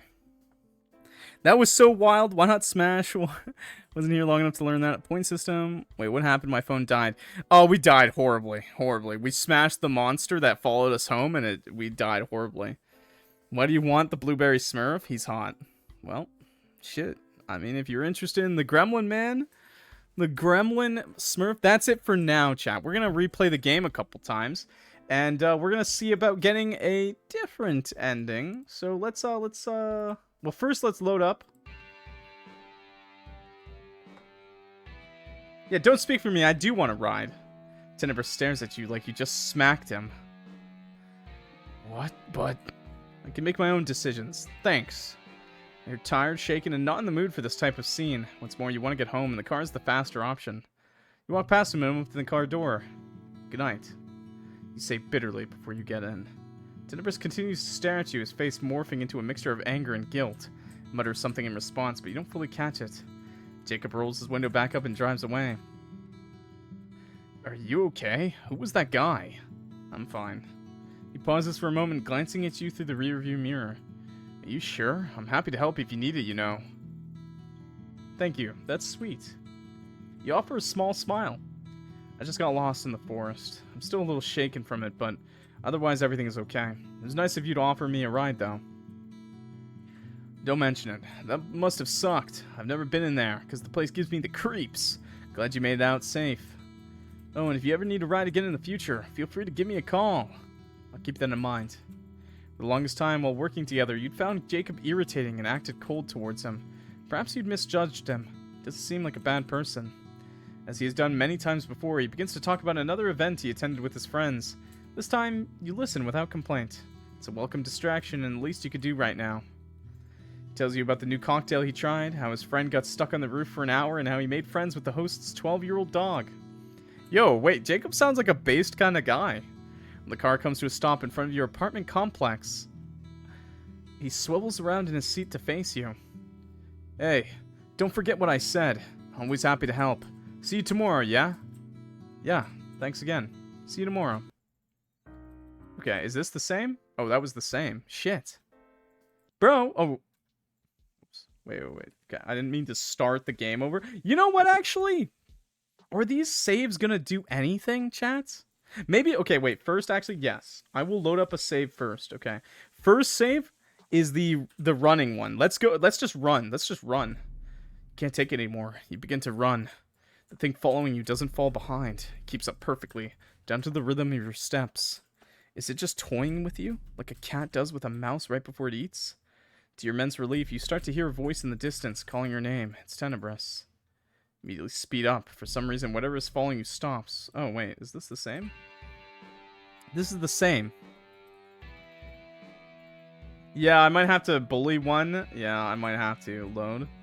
Might not be able to get the both ending right now. Maybe okay. Wait, we go back to this. So no. Okay, load. Wait. We gotta load further back. I want to go to not letting him switch. Okay, yeah. I'll reward you later if you do as I ask. He eyes you with suspicion. Reward me how? I'll let you choose. Within reason, of course. Smirks. Making a deal with a fae on such vague terms. Shouldn't you know better? Maybe I just trust this one. Alright. I promise not to ask for your first child.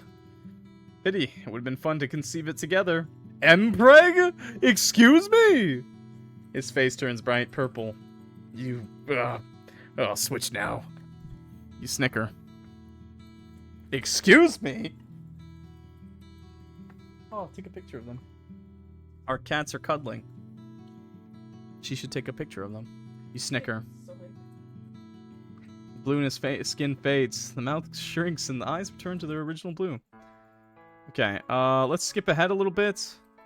That does sound romantic. Skip ahead a little bit. Kiss him. Okay, skip. Oh, this is still the same though? Is it? How far back is it that I have to load? How far back is it that I have to load? That I have to say, like, no, I don't want him to switch. Yeah, sure, I'll go out with you, Keith. Yeah, what about that? His face lights up. Does Sunday work for you? Yes, it's perfect. Alright, it's settled then. We can figure out the later time. This. Getting 4 more ads, I'm so upset. It happens every half an hour. It's crazy. It's like clockwork. Get it? Clockwork. So let's try dating just Keith. Keith nods happily. He gathers up any remaining flowers he might have left around and then finally makes his way to the door. Exchange goodbyes with the promise to see each other again on Sunday. Okay, skip until... Okay, Big. The weekend comes around and with it your date with Keith. You've agreed to meet at the park, the closest spot to the forest edge. Okay. Although you arrive early, Keith is already there holding a big picnic basket. Oh, it's still the same date? Hello, Clock.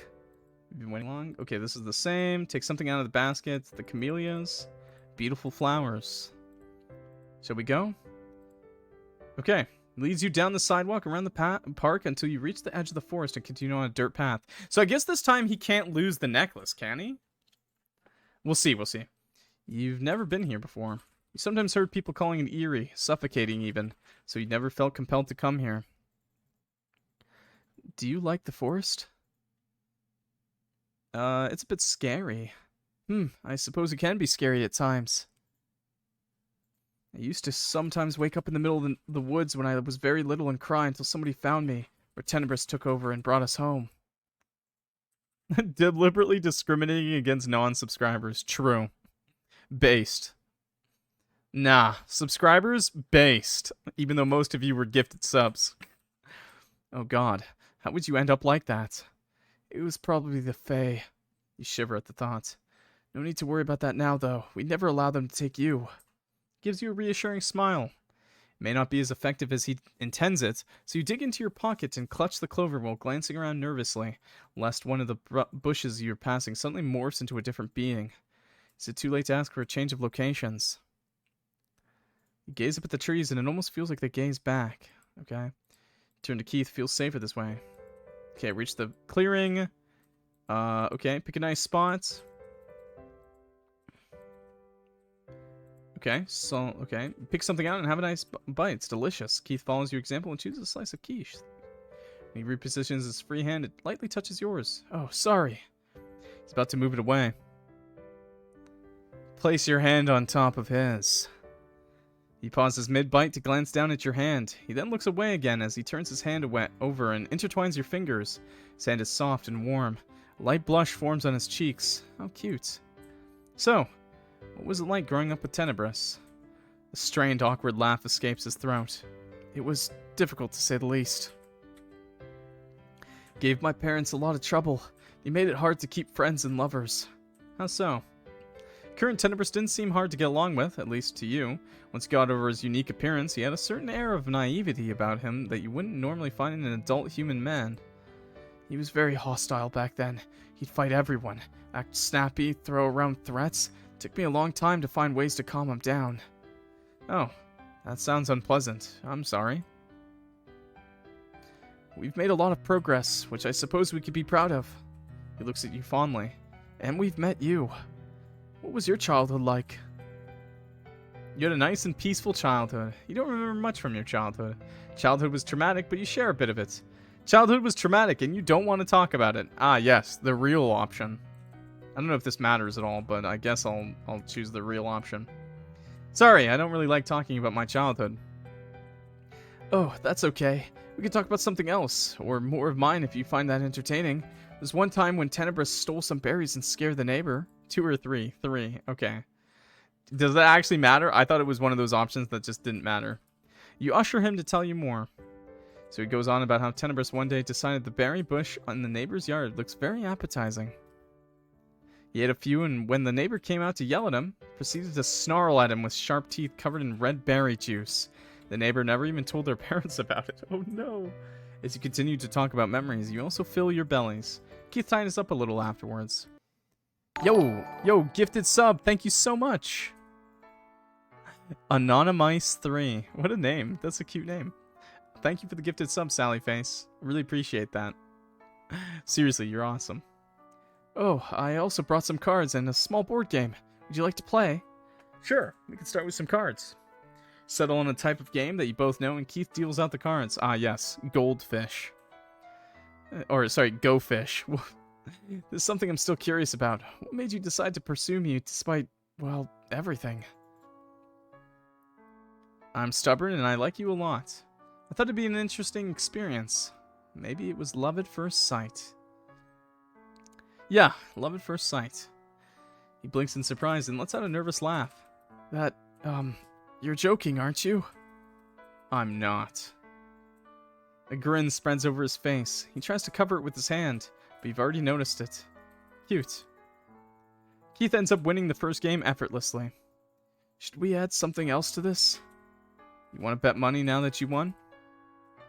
You ask in a teasing tone. He chuckles. No. We can make it so the loser has to do one thing chosen by the winner. I'll apply it to the next game. How bold of you. Sure. Why not? I'm no coward. You deal the cards this time. Oh, I just realized he didn't wear that outfit this time. He only wore the normal one. Oddly enough, Keith puts up less of a fight this time. Perhaps his cards were bad. You end up winning easily. You didn't lose on purpose, did you? Why would I do that? You shrug. Maybe you're thinking too much into it. You get to order him around now, after all. Pay me 5 honest compliments. Pretend you're a cat. Tell me something embarrassing about yourself. Let me play with your hair. Chat, what would you prefer? What do you want to see, chat?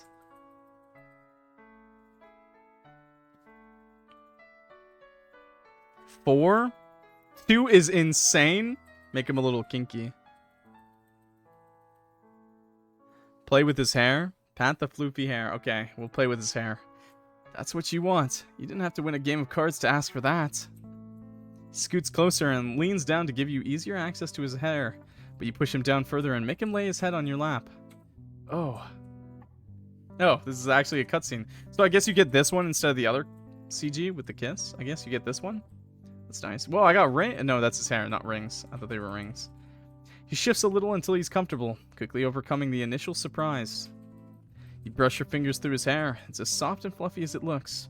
Bright blue eyes stare up at you, at first alert, but the more you trace through his curls, the lower his eyelids fall. A particularly defined curl meets your hand, and you begin to twirl it between the two of your fingers. It's so soft.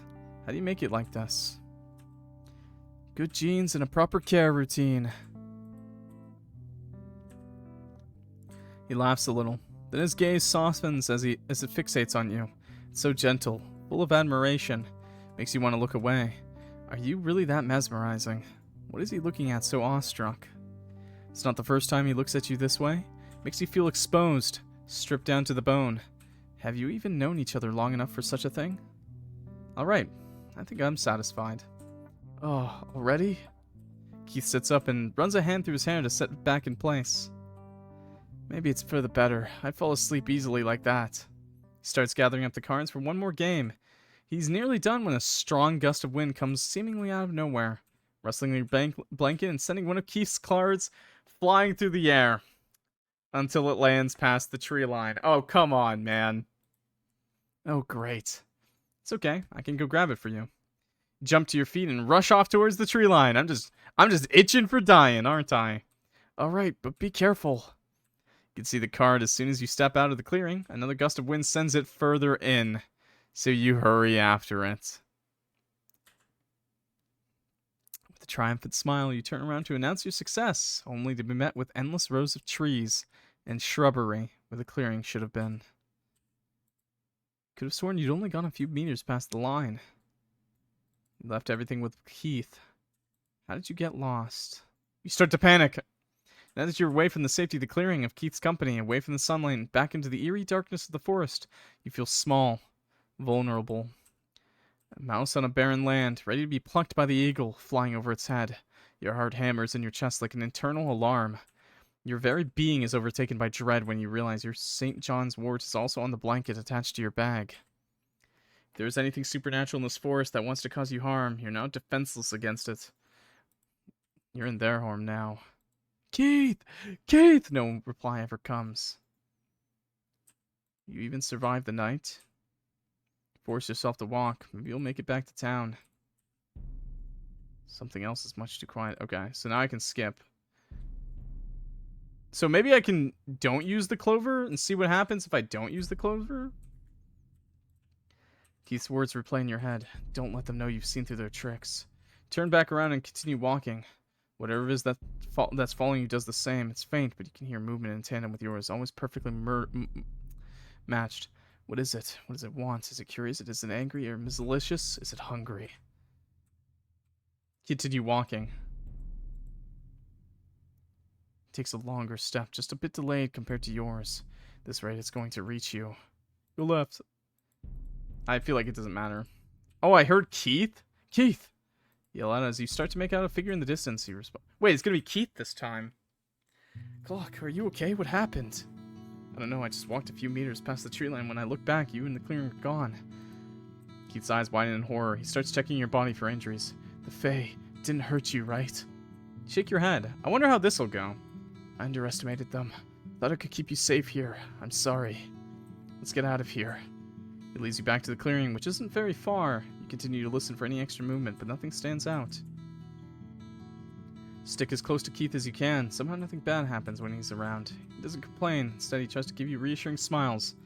Tell he's also being wary. Okay. Okay, this is the same. Your hand slips out of Keith's as you manage to breathe normally again. It's dark out. Would you mind if I walked you home? You're about to agree, but a car catches your attention. Okay, it's Jacob. Hey, Clock. You doing okay? Need a ride? I'm okay. Keith is walking me home. Yeah. Alright, if you're sure. I'll see you tomorrow then.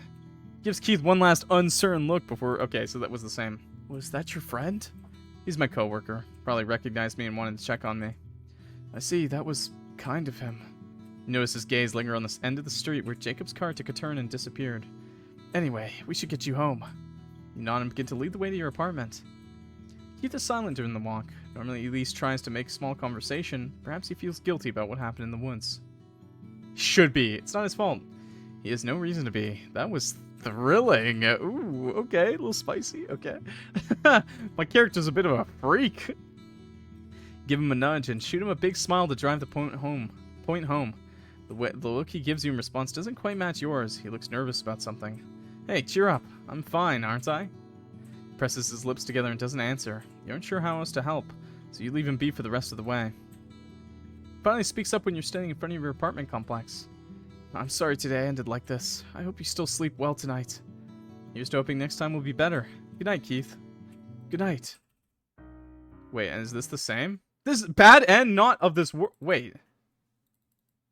Why did it let me skip? A deep, resentful voice whispers.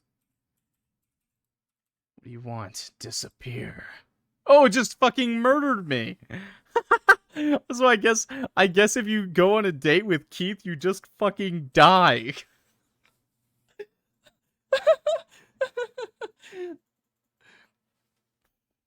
Chat, you just fucking die if you go on a date with Keith. Aw, dang it. Oh my god. Oh my god, chat. We really just fucking died. That's hilarious. That's actually kind of hilarious, I'm not gonna lie. Let's load it back up. Let's go on a date with Tenebrous this time. I don't know how to get those NSFW scenes, chat. I'm trying. I'm trying for you, chat. Let's go on a date. Maybe it's on date 3 that it happens, or date 2 even. We'll see what happens. He looks down, deflated. The corner of his mouth twitched back up in an attempt to maintain his polite smile. Why do you want the NSFW scenes? Well, I want to see it all, chat. I want to see it all. I want to see it all. Don't worry, chat. Don't worry. We'll get them. Mostly because I know chat wants them. Right.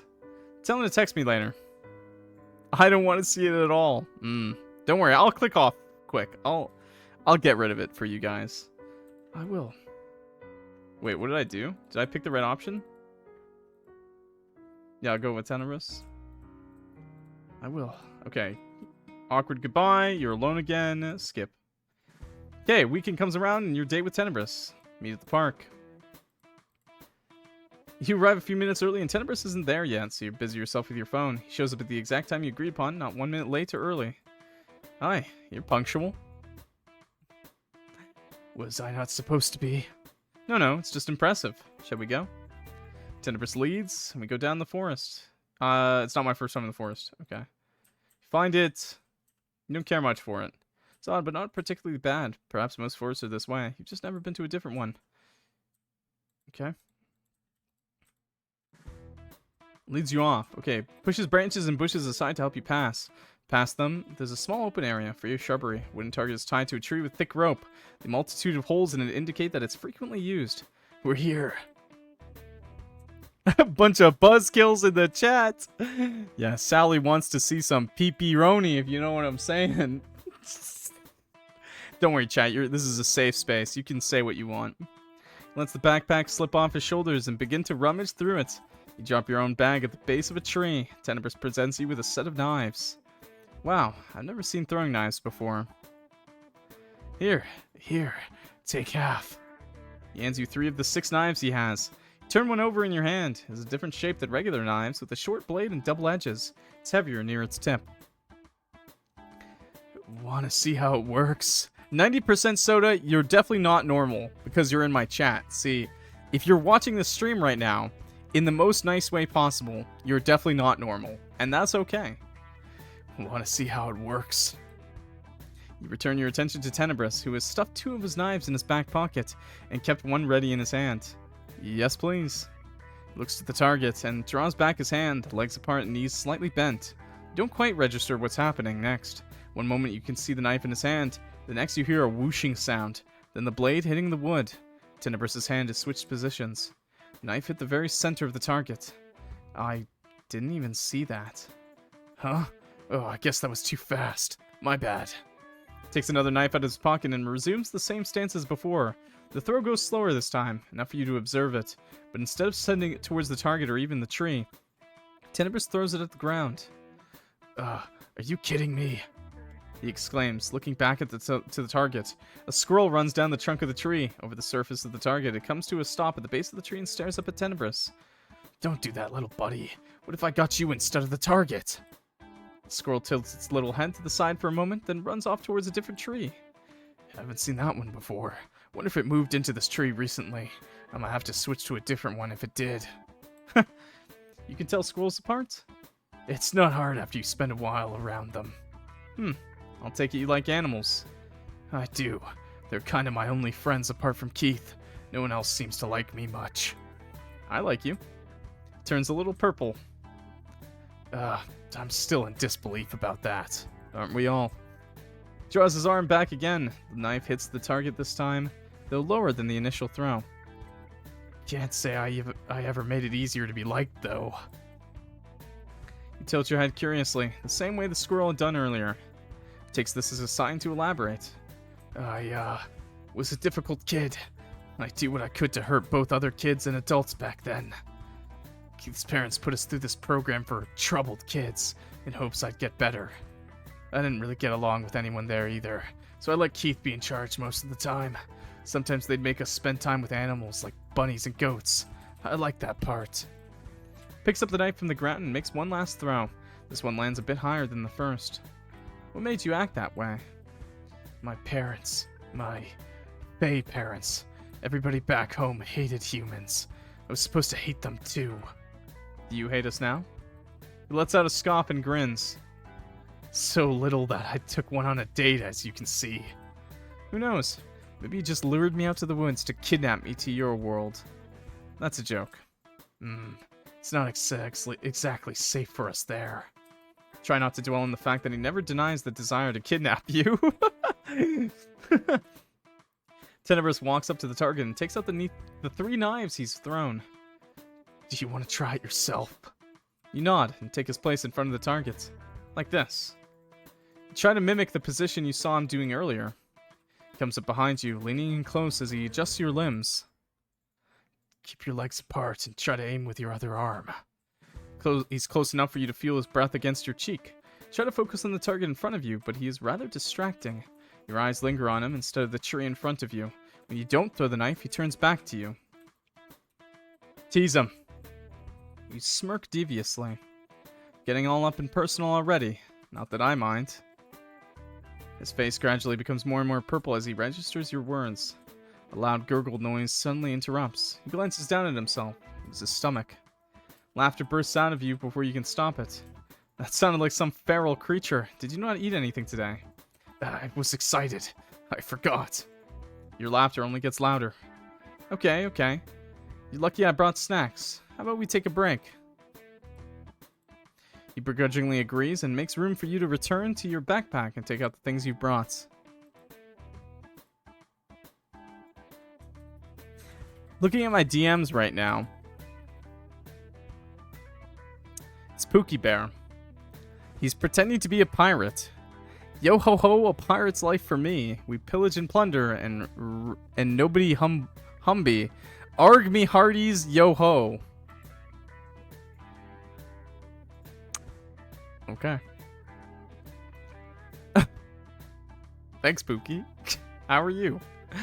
There are both sweet and salty options. Unsurprisingly, Tenebrous picks out the sweet ones once he makes himself comfortable at the base of the tree beside you.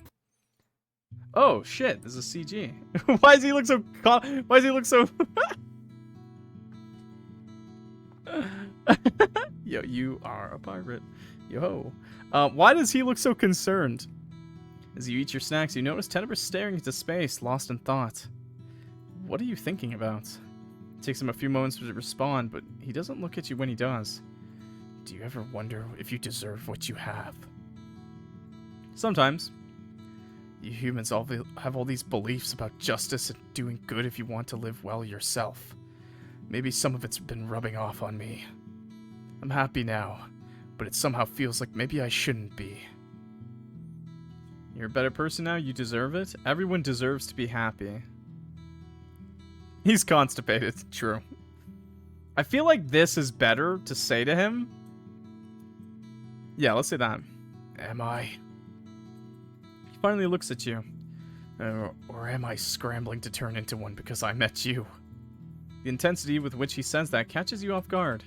You feel as if you've been struck, but you try not to let it show, playing it off as something funny instead. You haven't even known me for that long. Am I so important already? You'll figure it out eventually. He exhales, an amused smirk dancing on his lips. Then a dramatic sigh leaves his throat out of nowhere. Keith is being a loud dumbass in my head, so I guess I better stop being gloomy. What is he saying? He says that I have the privilege of going on a date with you, and I shouldn't ruin it by making you depressed. You laugh. You're not ruining it, but tell Keith I said hi.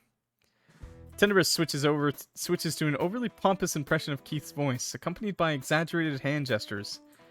He says, "Hello, Clock, dear. I hope you're enjoying yourself. If not, I can always step in."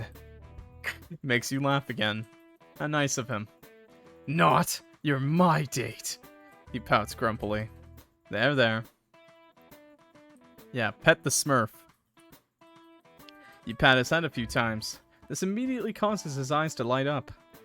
When you're about to withdraw your hand, his own shoots out faster than you can see and grasps your wrist. More. You snort. He's acting like a spoiled dog. What's the magic word? He stares in confusion. Focus pocus? It's please. Oh, how is that magic? Because it might convince me to do it. Please do that again. You know what? Hocus pocus works. You smile, satisfied. Good boy. He grins, content, and leans into your hand as you pet him again. His hair feels soft and pleasant to the touch. You're adorable. You're only missing a collar. Oh no, dude. You're adorable. He blushes again. It's almost fascinating how easy it is to make him do that. You're the only one who thinks that. All the better. I have you all to myself. His eyes grow wide. If you were too conventionally pretty, you'd have people all over you. Instead, I get you all to myself.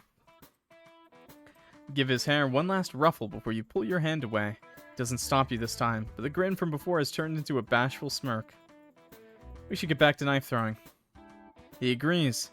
After cleaning up the aftermath of your snack break and stuffing it back into your bag, you resume the activity you came here for. A couple attempted throws later, you've managed to hit the tree and eventually even the target. Tenebrous continues to give you tips and does a few more throws himself for you to take as examples. At one point, you try to put more force into your throw. Unfortunately, you don't hit the tree at all. It flies far past it. Somewhere in the shrubbery. Oops. I'll go grab it. Don't worry. Okay, I think, found it. I think we've made it into the Fey lands.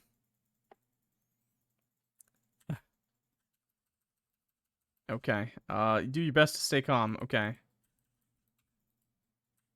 So let's skip ahead a little bit. Tenebrous, can you hear me? Keep walking, skip. Let's use the clover, sure. Skip. Start running, sure. Skip. It's Tenebrous. You immediately speed up. Tenebrous. Responds in kind. What the hell happened? Are you hurt? Okay, I don't know. I was just looking for the knife, and when I looked back, you and my stuff were gone. Something was following me. Glance over your shoulder anxiously.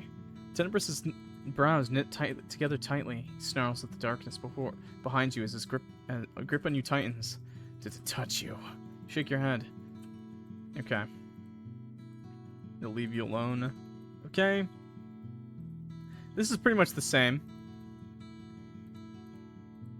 It's already dark out. Okay, and then Jacob shows up. Need a ride. His friend. Fuck doesn't need a ride. I'm walking home. Didn't ask you, did I? It's okay, Jacob. He's walking me home. Knock it off, you two. I'm going home alone. I never picked that one. I guess I could pick that one to see what happens. I think it's probably death, right? He's walking me home, Jacob. You sure? Yeah, don't worry. What's his problem? It can be a little annoying sometimes. What do I pick? He's just looking out for me. He can be a little annoying sometimes, yeah. Tenebrous grimaces. Do you need me to scare him away? No, it's fine. He's not ill-intentioned. Doesn't look convinced, if you say so. Okay. Walks away. Okay, and then I can... Bad end! Wait, he just kills you?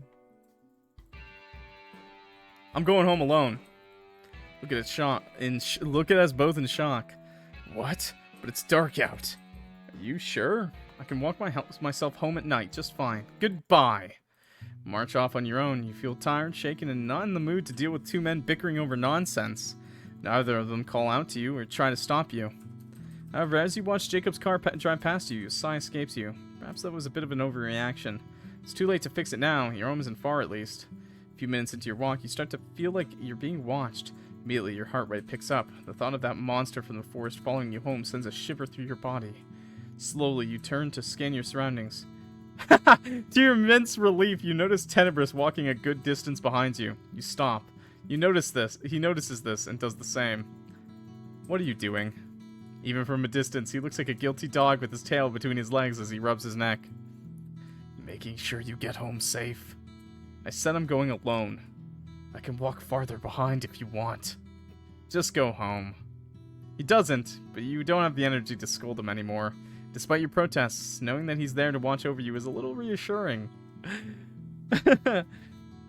When you reach your apartment complex, you look back again. Tenebrous is nowhere in sight anymore. Maybe you should have at least said goodnight properly. Oh no, dude. Okay, let's skip ahead. Take our shower. Be super afraid in the shower. Hydrate. This is all skippable.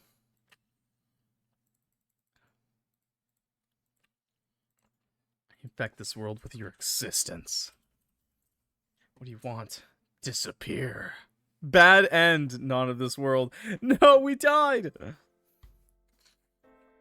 Okay.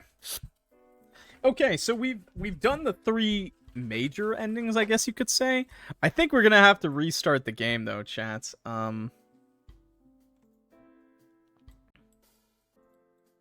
A second hydrate. I'm saving up for the mega hydrate. I cannot contribute. God damn you all. Okay, let's start the game from... I'm going to be skipping a lot, though. I'm going to tell you right now, I'm going to be skipping a lot, chat. Okay, I'm going to be skipping a lot.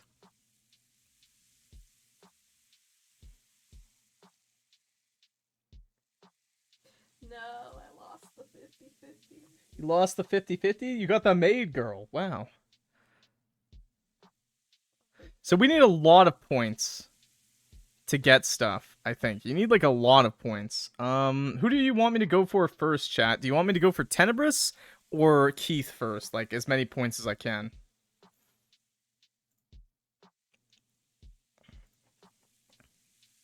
Keith.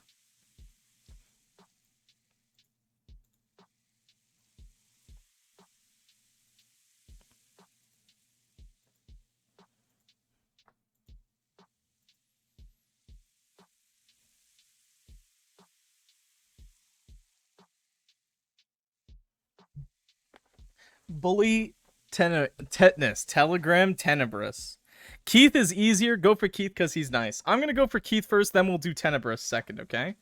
How about that, chat? What's your name? We're Clock. We're he, him? We're going to skip. Okay. Okay, he's pretty cute. Okay, I don't think it matters what we choose there. Ask for his number. Yes. That helps. Okay, good.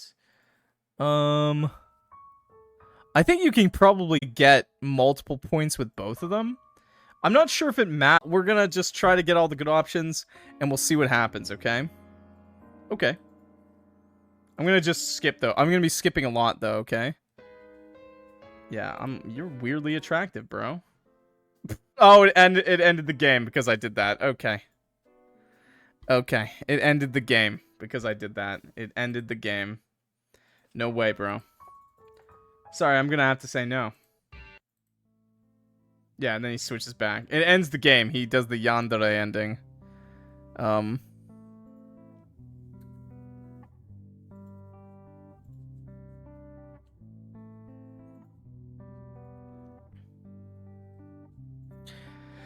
Okay. That's how you get the bad ending, by calling him cute. I forgot about that, chats. I guess you do have to just pick one. You have to pick one of them, not both. Okay. So let's not call the police. Let's just keep skipping ahead. This is kind of fascinating. I'm gonna be honest, this situation is odd, but also kind of fascinating. Move at light speed. As if again he lost his car keys and started freaking out. Huh? I've never seen anything like it. Is he some sort of demon? You find us fascinating? Seem to have left him speechless. Sorry, was that offensive? I wasn't really... No, it's okay. I was just shocked. People usually tell me to stay away from them or make sure they never have to see Tenebrous again. I'm not gonna lie, I'm kind of shocked you actually say this name the same way I do. Scraxium? It's not too bad. It's phonetic. I'm saying it phonetically, I think. I'm surprised people can't say it that way. But no, I don't think he's a demon. You'll have to ask him for a proper explanation if you really want one. I'm not very good at it. You notice a little smile keeps tugging at the corner of his lips as he speaks. But I should go now. I'm still bothering at such a late hour. I'm sorry for everything again. Starting to make his way past you out of the kitchen. Okay, ask him to stay a little longer. Yeah, you can stay a little longer. Yeah, I'm not that interesting. I'm more of a stay inside person. He likes that. He likes that a lot. Okay. What is this? It's exciting. Can't believe your luck. How many people get to experience something crazy like this? The excitement is making you restless. What will happen next, you wonder? A little light breakfast. Drop down to the flower shop. Okay, so we're gonna step in. Okay. It's frightening. Why did you fail? Is this common? Oh, okay. Okay, I'm gonna save again here. Just because, I don't want to mess this up and get, like, a bad ending here. Okay,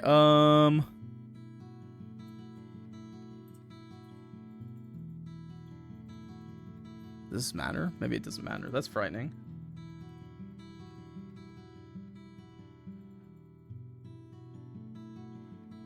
Okay, I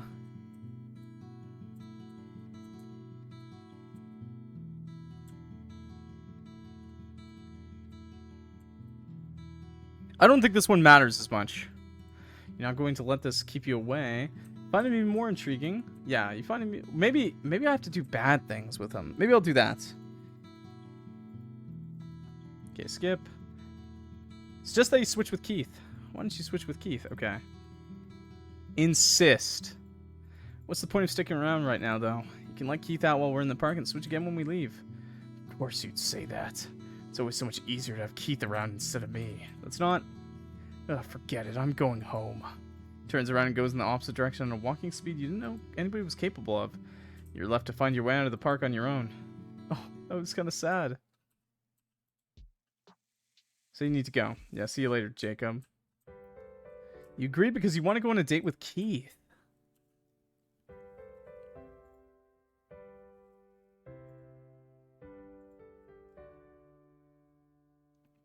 Okay. Make sure you look nice. Thank him. Yeah, let's thank him. Maybe I should. Try something new. That doesn't matter. Maybe I should. Okay. Why don't you tell me more about yourself? Okay. And the last one.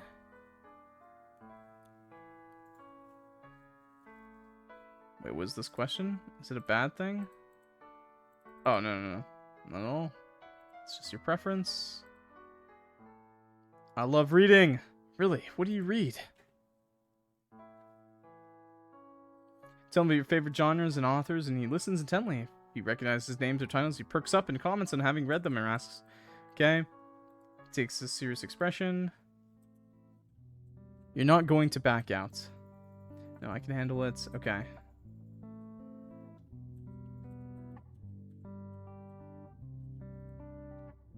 Thank you. You enjoy what you ordered. So we're going to be doing some skipping. I'm sorry. Sorry, guys. We're skipping. You want to see what he plans to do with it? You don't really care. Yeah, I want to see what he does with it. Notice him nervously fidgeting in place and glancing around. Would you mind if I walked you home? Oh, sure. Something the matter? Okay, scary rumors. Seems on edge. I have to keep looking behind me so I don't get my cats. Sorry, when I readjust in my chair. Keith, are you okay? Okay, this is all the same. I had fun. Hearing that, his smile turns into a more genuine one. I had fun too. I hope there will be a next time. Sure there will be. I'll keep in touch. Wave goodbye to him as he leaves. Okay, so save here, I guess. So let's go downstairs to check and see what happens. Oh, it just says the run and call the police. Run and call the police. Okay. Damn, bro. What do I have to do? Ignore it. Okay, let's skip. Grab something, anything. Skip. Bro, what do I have to do to get these other endings? Is it in date for the new stuff? I don't know.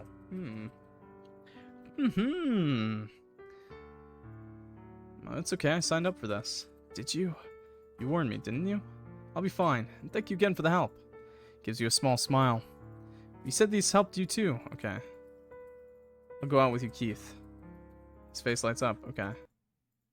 Never been here before. It's not your first time in the forest. Okay. I think this is all the same.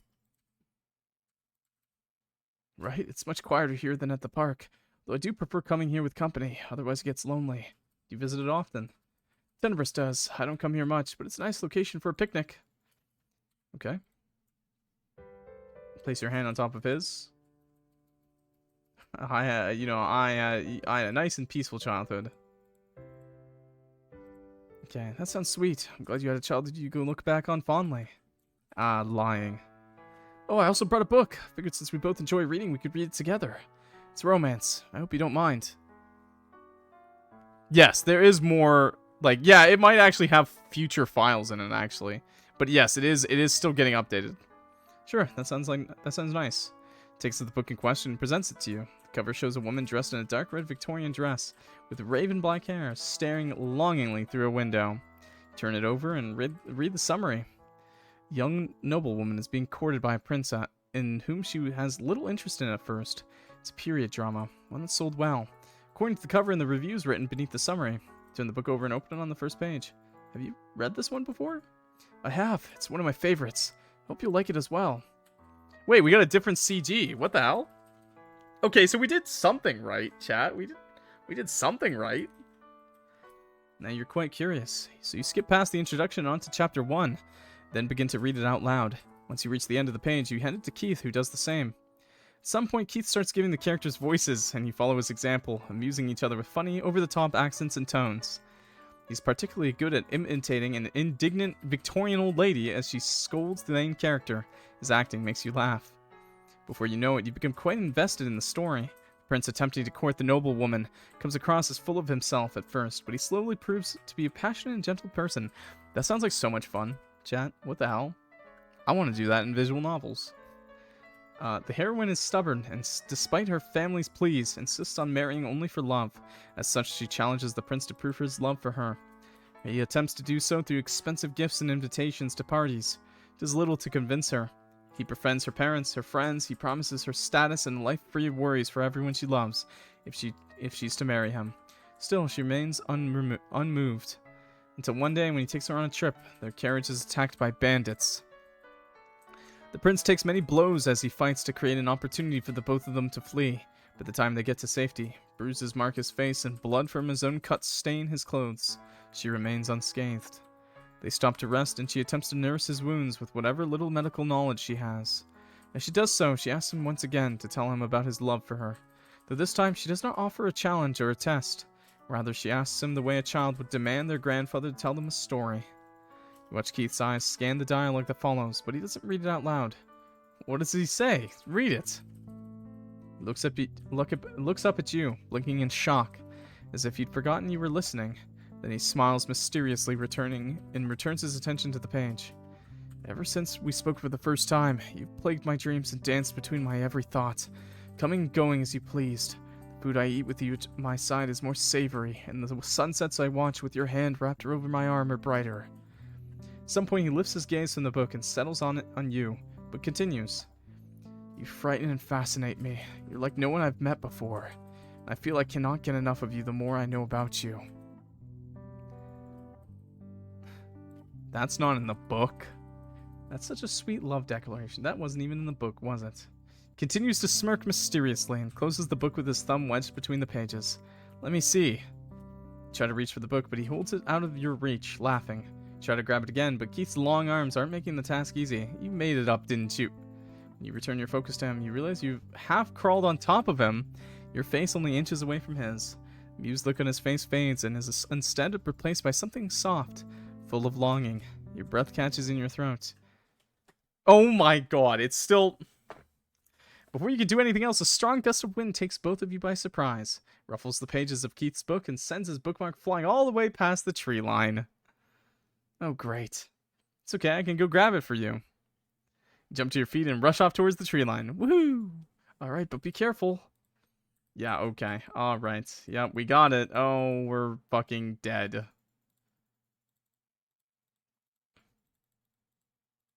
Keith. Okay, skip ahead. Use the clover, sure. Start running, sure. I'm okay, Keith is walking me home. He has no reason to, it's not his fault. Take his hand into yours again and give it a light squeeze. When he looks at your face, you smile faintly. He returns it. Don't beat yourself up over this. I'm okay. Sorry, man, I'm skipping the Slenderman part. He nods absent-mindedly. You don't get much else out of him for the rest of the way.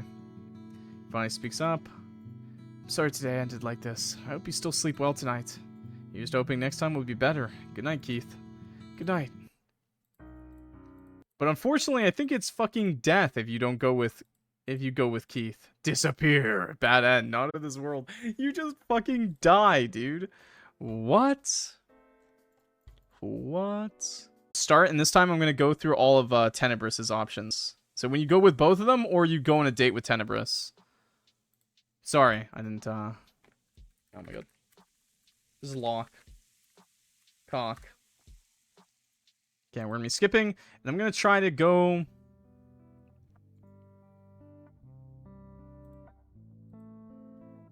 I'm gonna go for the, for Tenebrous this time. Don't bother, he isn't your type. Sure. Okay. Pull out a pen. It's okay if I write it on the back of your hand. Smirk fades and he looks at you as if you just told him you have a horse in your pocket. Wait, really? You nod. Okay, we're gonna skip. Yeah, I find him weirdly attractive. I think you look cool. Kinda left without giving me a chance to introduce myself, you know. Name's Tenebrous. Pleasure to meet ya. You begin to back away. He makes his move as well, stepping towards you. What's wrong? Don't worry, I won't hurt you. Why are you here? How did you get in? Try to keep your calm for now, but maybe you could make it back to the hallway and grab your phone from your coat. You just need to keep him distracted. Doesn't matter. I just wanted to talk to you some more. Usually not in control for a long time. Not in control? What is he even talking about? You said you like me. You don't mind me staying for a bit, do you? I would have bought you something, but there was no time. It almost seems clueless to how abnormal this situation is. Let him stay. You mull this over. Any sane person in this situation would call the cops on this lunatic. But you're not one of those sane people. Besides, he has this innocent air about him that makes you believe he genuinely means no harm. Alright, you can stay for a little bit, but then I'm gonna need you to leave. It's late, and I'm tired. Tenebrous gives you a wide, creepy grin, which you assume is meant to express happiness. Oh yeah, I promise not to hang around for too long. Okay, well, make yourself comfortable, I guess? Do you want anything to drink? Tenebrous takes a seat on one of the kitchen stools and nods. The grin never leaves his face. He must be really happy you allowed him to stay. You open your fridge and name a few things you have in there. After handing him his drink and getting one for yourself, you take a seat opposite of him. Wait, I never did this. This is a weird first date, but I kind of like it. It's stretched and my ankle cracked. Good. That's a good thing. Tenebrous' face turns a slightly darker shade of blue, and his eyes somehow become even wider than they already were. Oh, you're considering this a date? He seemed very confident before, but now he's suddenly become bashful. If you don't want me to, I won't. No, I mean, yes, I do want you to. Consider it a date, that is. He bites his lip, revealing a few sharp teeth. I'm not very good at this. Can't help but let out a small laugh. It's alright, I find it endearing. He opens his mouth to say something else, but winces before any sound can come out. Is something wrong? Tenebrous holds his head in his hands and groans. Sorry, I have to go. Stands up and sloppily makes his way to the window. You stand up and you're not gonna go through the door? Are you sure? Let me help. You can't help. It's fine. It's nice to meet you. Before you can stop him, he's jumped out the window. All you can do is stare in shock. You rush over to see if he's okay. You stick your head out the window just in time to spot him running away down the street. Speed. Whee! This is the second floor. How did he do that? So many questions swim through your head. Was this guy even human? This is the second time he'd done something impossible today. Next time you see him, you're gonna need him to do a lot of explaining. Or at least you hope to see him again, even if just to satiate your curiosity. Day 2, okay. It's exciting! It's exciting, chat!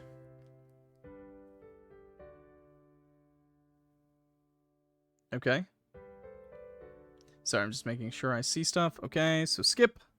So don't interfere. Yeah, don't interfere. Both her and you stare in shock as his skin... Okay, I saw this. Recognize him. It's the guy who broke into your apartment. He snarls at the woman, giving her a full view of his sharp teeth. Get your pruny ass out of here if you don't want to get eaten alive. The woman stands there, frozen eyes. When she's gone, Tenebrous looks to you. Fuck, hi, I wasn't actually going to eat her. What exactly is going on? I don't know if you've realized it yet, but I'm not human. Kind of live inside someone else's body. But, looks towards the door. You turn to look as well. The girl you saw outside before is standing there, about to come in. I don't have time to explain right now. You can come back when his shift is over at 2 p.m. I could do it then. You open your mouth to respond, but his skin... Okay. Hi. Sorry you had to see that. Why can't I skip this? I should be able to skip this. I've seen this. No, it's alright. Yeah, okay, now I can see it. Huh. Okay.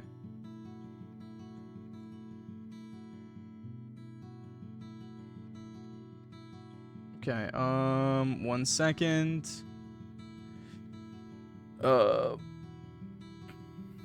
This, whatever. Skip.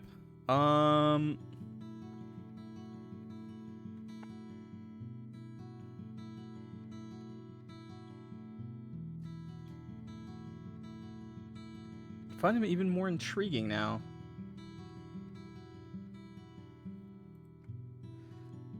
Okay, an actual Fae right in front of you. You feel even more drawn to him than before. Who knows how many more unbelievable things you get to witness by sticking by his side. Okay.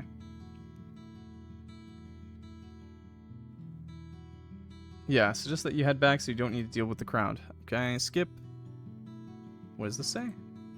Yes, of course you're gonna see me again, buddy. Of course. So you need to go. Fuck this guy. I don't care. Yeah, you agreed because you want to go with Tenebrous again.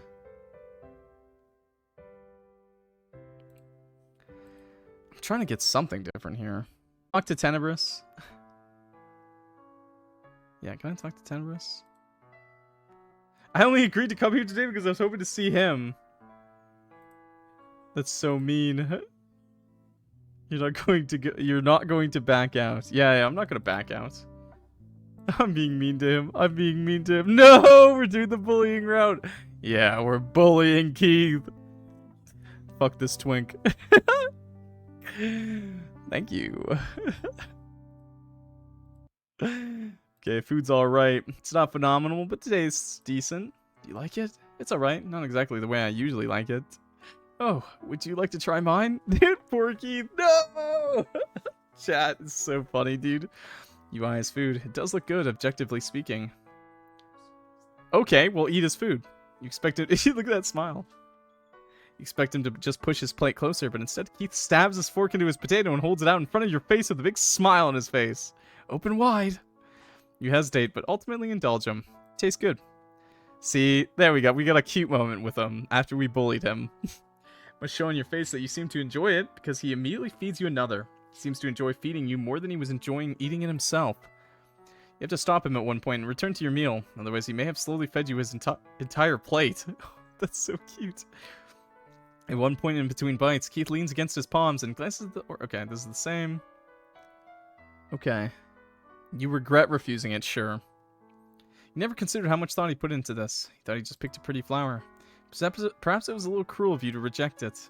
Oh, that's so mean. This. That's fine. Okay. Can I see Tenebrous now? Yeah. You gonna let me see Tenebrous now? So it looks like he's been forced to squeeze an entire lemon into his mouth. Okay. God, I got the chance to spend time with you today. I wish you a nice rest of the night. Says this rather dryly, then leaves without giving you the chance to respond. You don't care. Oh no. Oh no, dude. You don't care. Okay, I don't give a shit. Okay, so...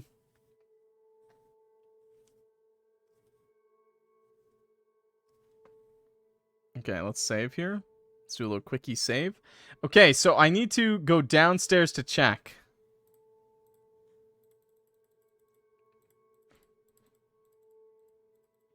Now, hopefully there's another option here. I might have messed up, though, and we might not have it. Tenebrous? Why, he was going to... Stutters as he drops the bloody mess in his hand as if burnt by it. Explanation isn't going to help. I can't prove I was doing it for you or that he wanted to hurt you. No! What did I do wrong, dude? No, dude, I fucked it up, dude. I fucked it up. No! I needed more... This is why I hate point systems, chat. Point systems are so horrible. I hate point systems, chat.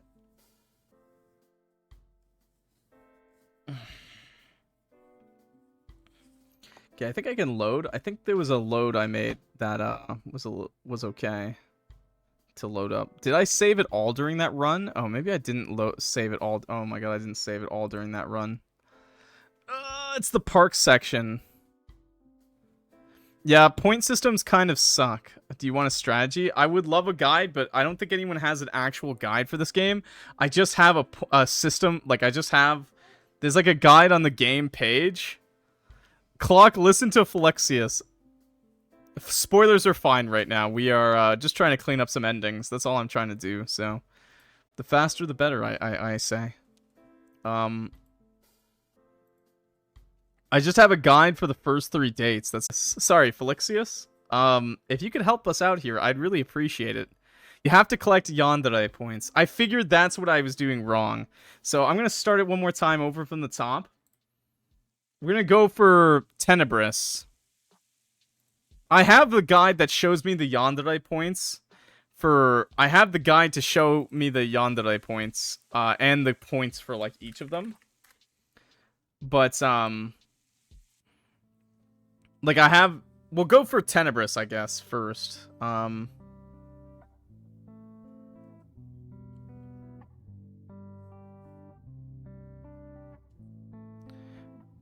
Follow that guide and I'll tell you what the difference is. Well, it's not really a guide so much as just... It just kind of tells me what gives me points. It just tells you what gets you points. It doesn't really tell you what gets you what ending. But I guess we'll try to Riz Tenebrous. And I'll try to get those, yandere points. There's a couple in date 1. So, he's pretty cute, sure. Skip. Get the peace lily. Skip. Should we not take his number? Should we say no to his number and then ask for Tenebrous's number? Yes, I think we were on the right track. Love both up. Oh, so should I ask for his number? I'm pretty sure if I ask for his number, but if I flirt with Tenebrous, they kill me, though. In date 1. See what happens if you didn't? I'm gonna save here. I'm gonna save. This is gonna be a save point. 50-50. Okay, ask for his number. Okay, fine. I'll do both. Okay. Although I'm pretty sure this is how you die. Yeah, you find him weirdly attractive. Ask for his number and don't take the others. I think you look cool. Yeah, you just fucking die. You just fucking die if you do that. We've got that ending, you fuckers. I'm going back to this one. Okay, don't bother, he isn't your type. Sorry. Okay. Okay. Yeah, we've beaten the game. We've beaten the game. We've beaten the game a couple times. The only thing we're missing now is the NSFW stuff, and I guess the believe him option when he murders a guy. Those are the only things we're missing. Okay. Yeah, we find him attractive.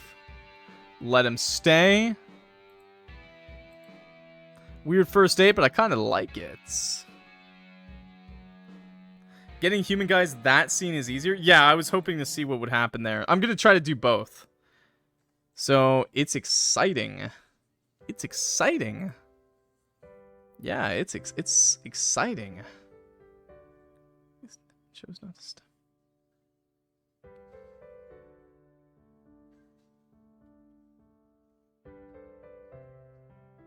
Okay. So then I have to say you're not going to let this keep you away next up. I don't know if I interfere here or not. I think I don't. I think I don't interfere. Maybe actually go back. I'm going to save here. Oh my god, we're maxing out the saves. We're maxing out the saves, chat. Okay, don't interfere. Skip. Okay, so then back to Tenebrous. Okay.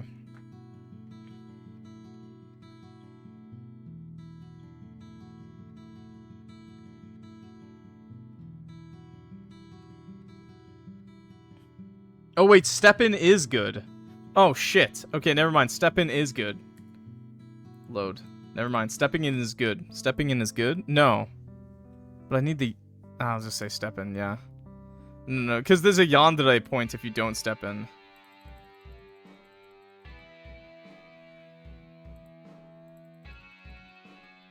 Okay, why is this not letting me skip? Why is this not letting me skip? That's so weird. Okay.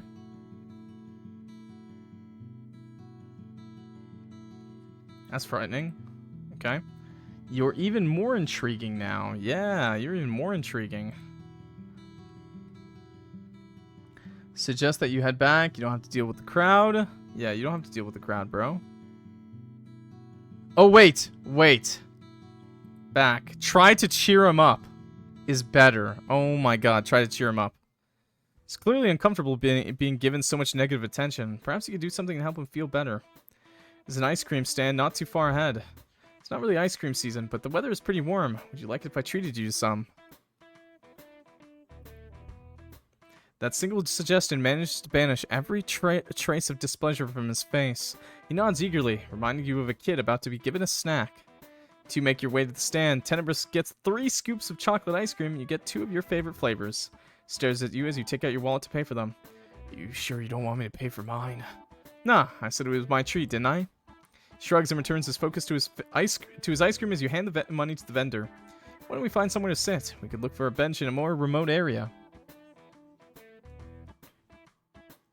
Yeah, that'd be nice.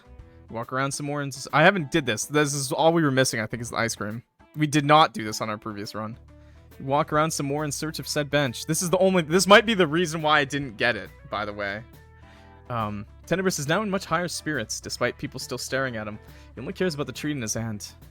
Eventually, you come across an empty bench at the end of the smaller paths. It's far away from the playgrounds, and the dead end makes it less popular with the people walking their dogs or wandering arm in arm with their partners.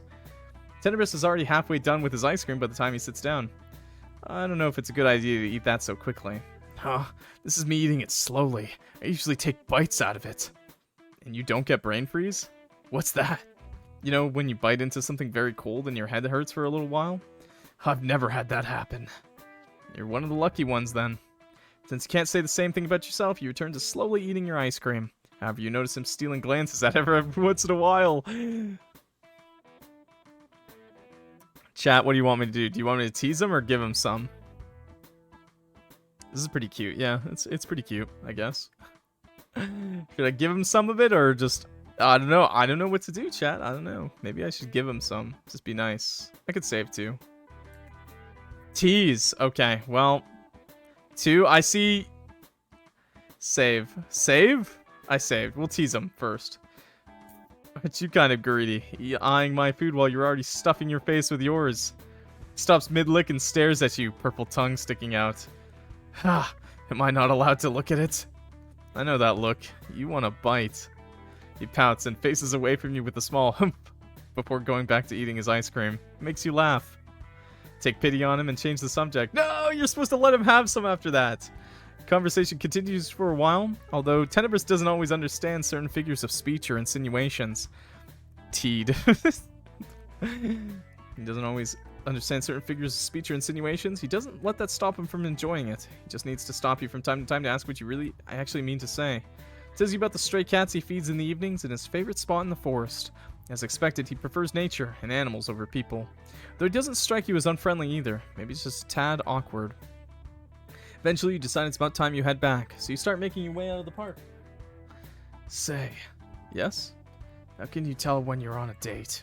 You smile, knowing where this is going.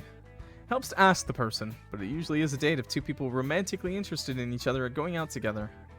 So, could this be considered a date? I'm so tired. Stay with us! Stay with us! No! No, stay with us! Stay with us, it's okay. Stay with us. It's gonna be okay. I'd say so. Oh. Good. Great. I'm forcing people to stay awake to help us beat the game. He smiles sheepishly as he rubs the back of his neck. Reach the end of the park. All that's left is to say goodbye. I'll look forward to future dates. Kiss him on the cheek. Wait, we can do that? Kiss him on the cheek. Yeah, sure. Nice. We gave him a little kiss on the cheek. You quickly dart closer to him and gently grab his chin to plant a kiss on his cheek. His hand comes to a rest on the spot your lips touched after you pull away. He's become a little purple again. Right. Yeah. Wave to him as you go. See you. He waves back a dreamy smile spreading over his face. Nice. Okay, now we skip. Does this matter? Now kiss pee-pee. What? Excuse me. Excuse me. What do you mean by that? Bro. Okay. He's fine. Say you need to go. No, sure, I'll just ask. Whatever, man. I don't care. Wait. Is that not...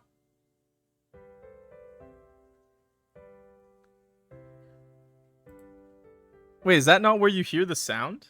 Oh, I thought that was where you agree because you want to see Tenebrous again.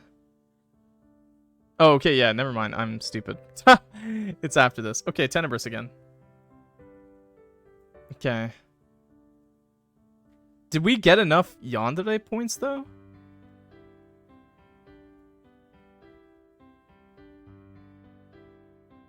I don't know if we got enough yandere points.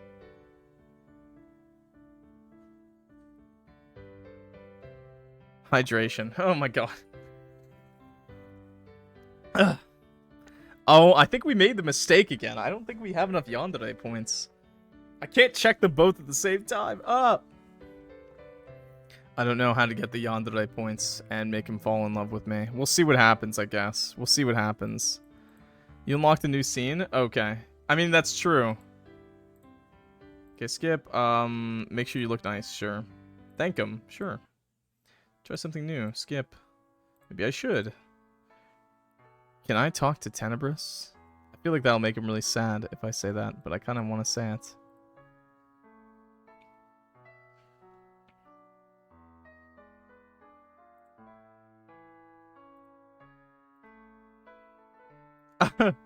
Hasn't been bad. I just want to say hi and see him for a minute. Yeah.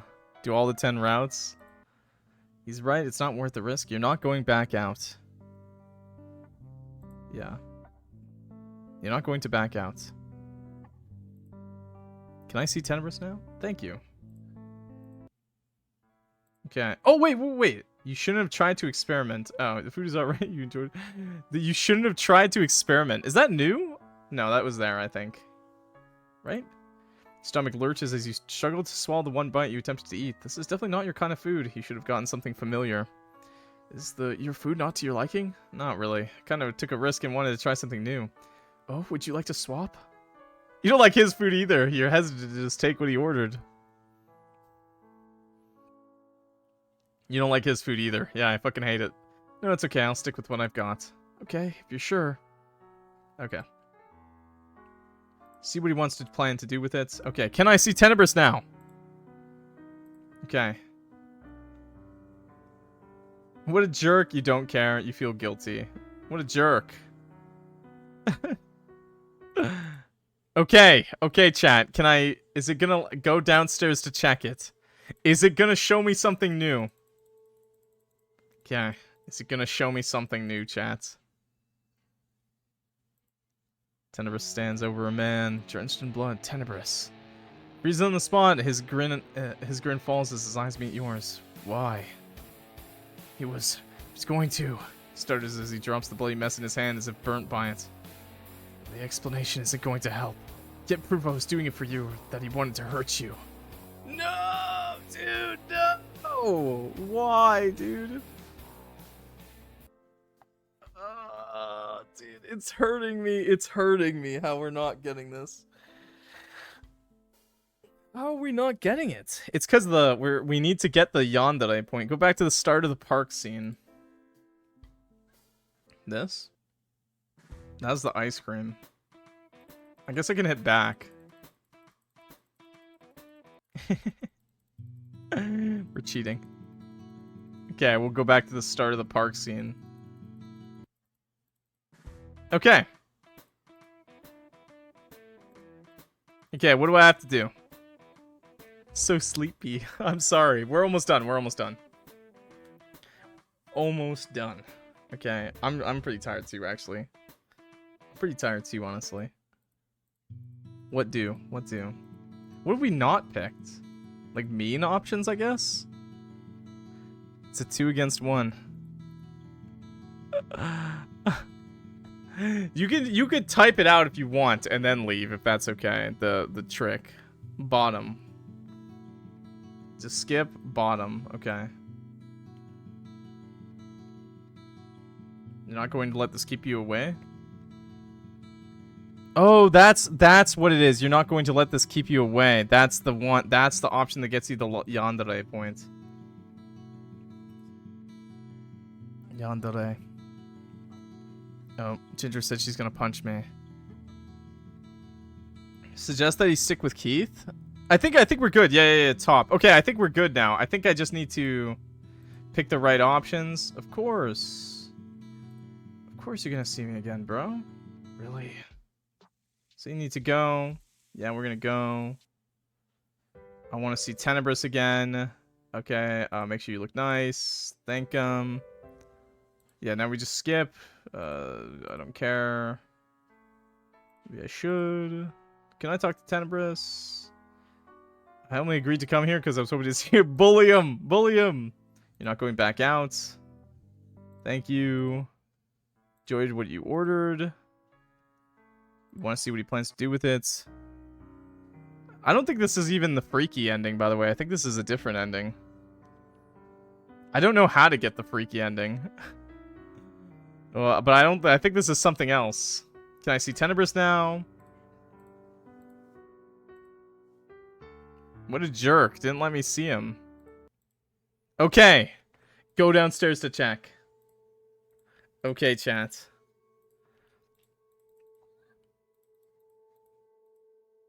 This should be it.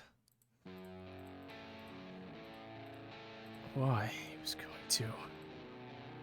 The explanation is going to help. I can't prove I was doing it for you or that he wanted to hurt you. Believe him! We did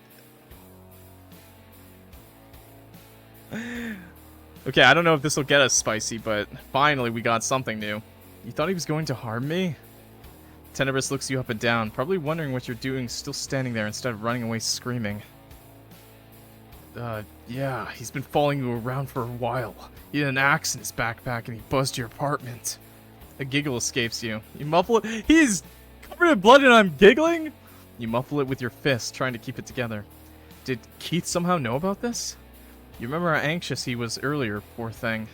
He did. Why aren't you freaking out? There's a dead person in front of you. I killed him. Thank you for the help, Felix. Yeah. If you could stick around a little bit longer just to tell me how to get the other ending, I'd really appreciate it. If you can't, then I understand. You did,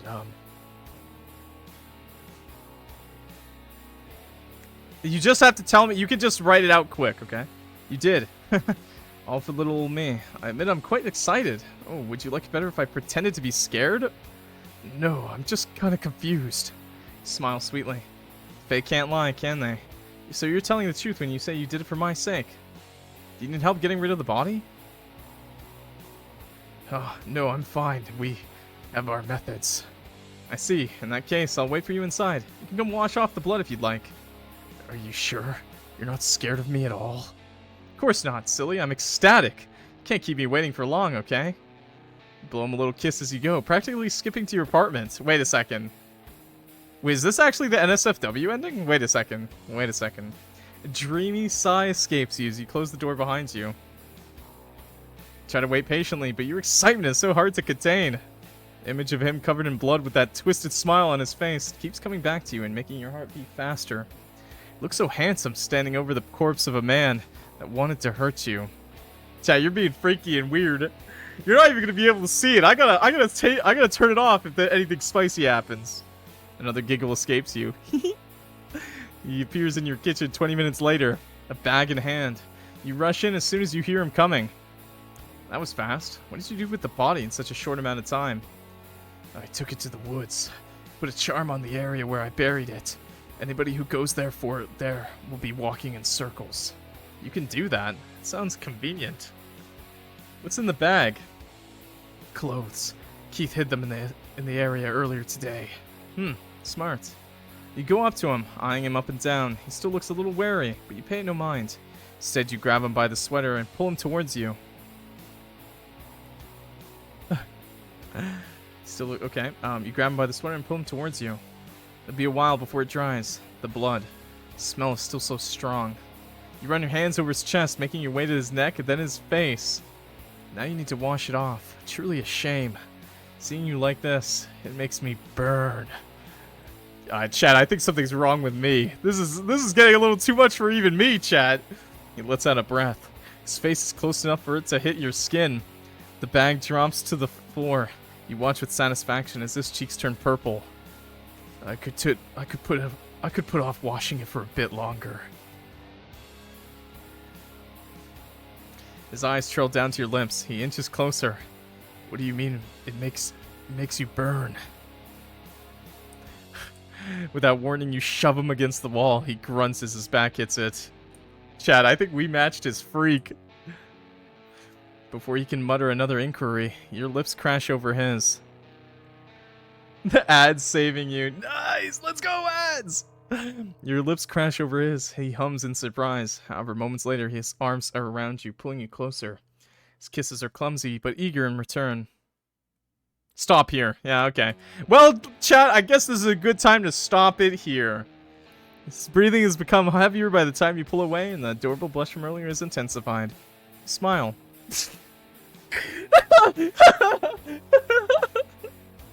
Yeah, next time on the next stream. No. I'm fucking with you. I'm fucking with you. We did not go this far just to stop, okay? Again, to the clock block.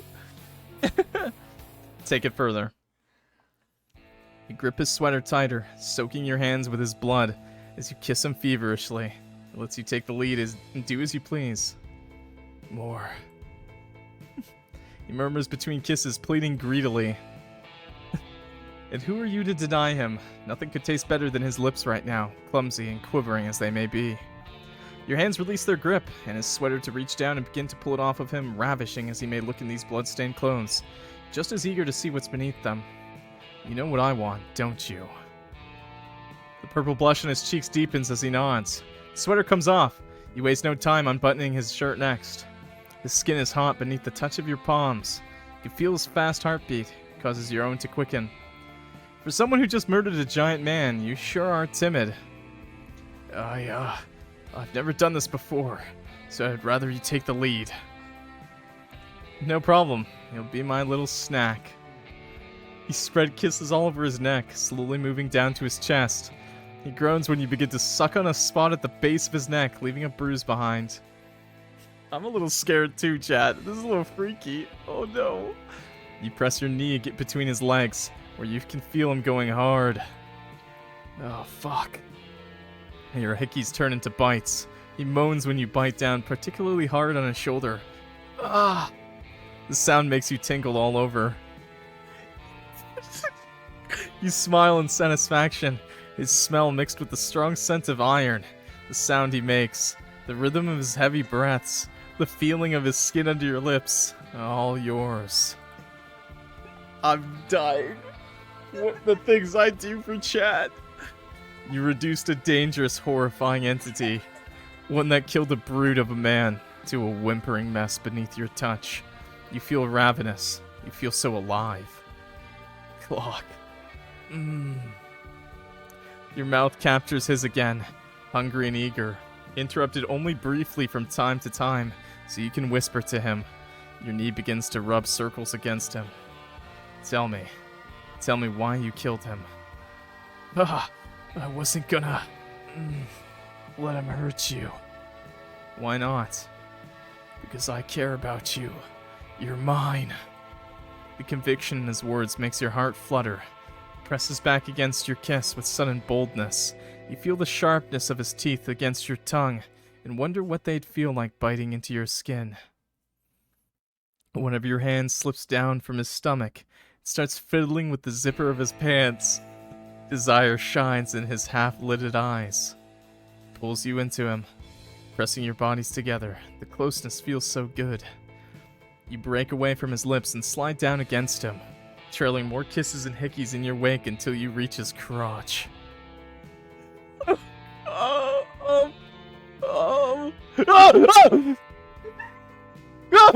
No!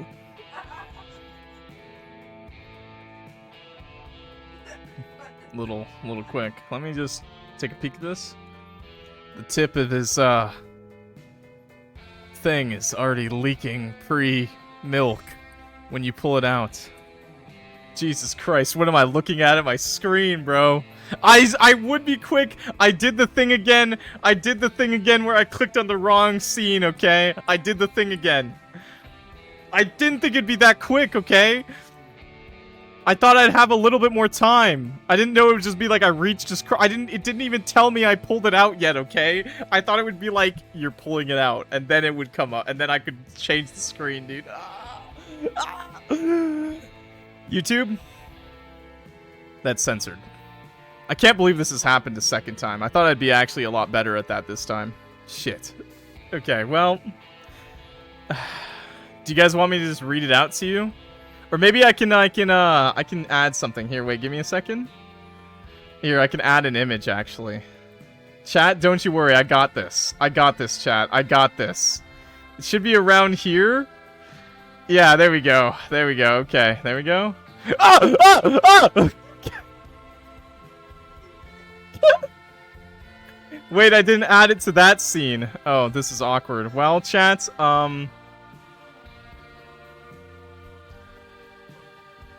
here, there we go. This is how I gotta do it. Ah, perfect. Okay. Ah, big brain. Big brain. I'm smart, chat. Don't worry. I got you. I got you. I got you. Hopefully this is kind of... It's still kind of there. You can still kind of see it, but it's good. YouTube's not seeing any of this. I can make him a little smaller, I think, too. I think this is good. It's around the auto 4 times. So this, like this. Yeah, like this. Okay. Perfect! We did it, chat! You're such a mess already. How cute. He only whines and looks away in response. He's so perfect. His voice has become your favorite sound. His bare chest, lewd expression, and bloodied upper body are your favorite sight. And you're about to discover your new favorite taste. You take his tip into your... This is too much for even me! You take his tip into your mouth.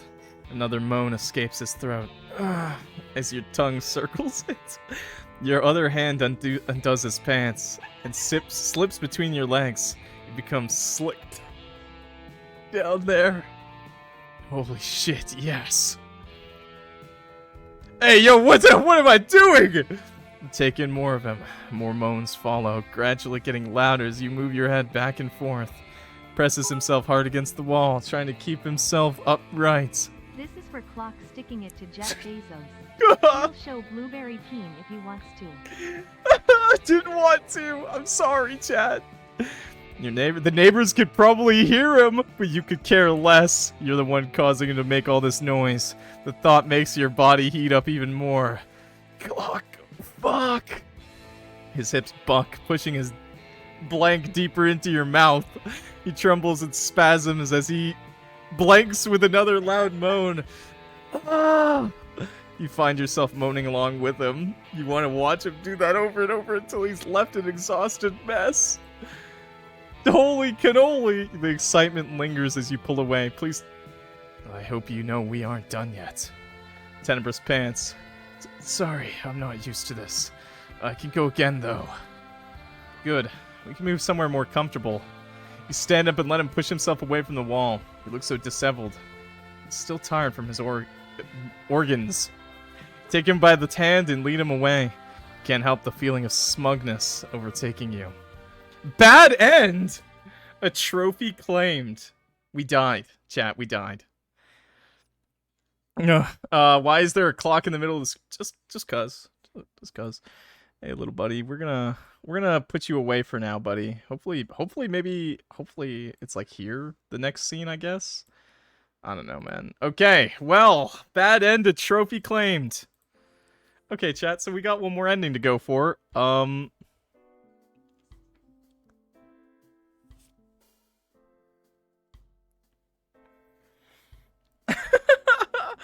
So what do I do to get the human guys ending?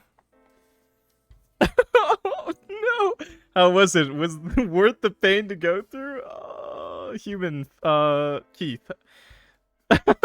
Gifted a sub. Thank you for gifting him a sub, chat. Felicious is a hero. Okay, it's safe. It's safe. There's no spicy ending for the human. Okay. Okay. Oh my god, chat, that was a little spicy. I'm a little hot now. Whew. So I'm a little sweaty now. Woo. Okay. I'm gonna start over from the beginning. Oh no, chat. Here, chat. You can have Keith. You can have Keith. You can be Keith. Okay. So I'm assuming we have to flirt with him. With Keith now. I'm assuming I have to get all of his points, correct? This is what I'm talking about. Oh no. Okay. Okay, chat. He's pretty cute, I guess. Get the peace lily. Tenebrous. Tenebrous member. Flirt, flirt, flirt. Okay, ask for his number. Okay, so I have to say no way here, I think. But I'm gonna save, just in case. Get more saves. Thanks for more gifted sub, Queen Puppy Cat. Thank you so much. I appreciate it, guys. Now, no way. Okay. Skip. Okay, so don't call the police on him, obviously. And ask him to stay longer. This is kind of fascinating. Yeah, this is kind of fascinating. Okay, ask him to stay a little longer. Yes. Okay.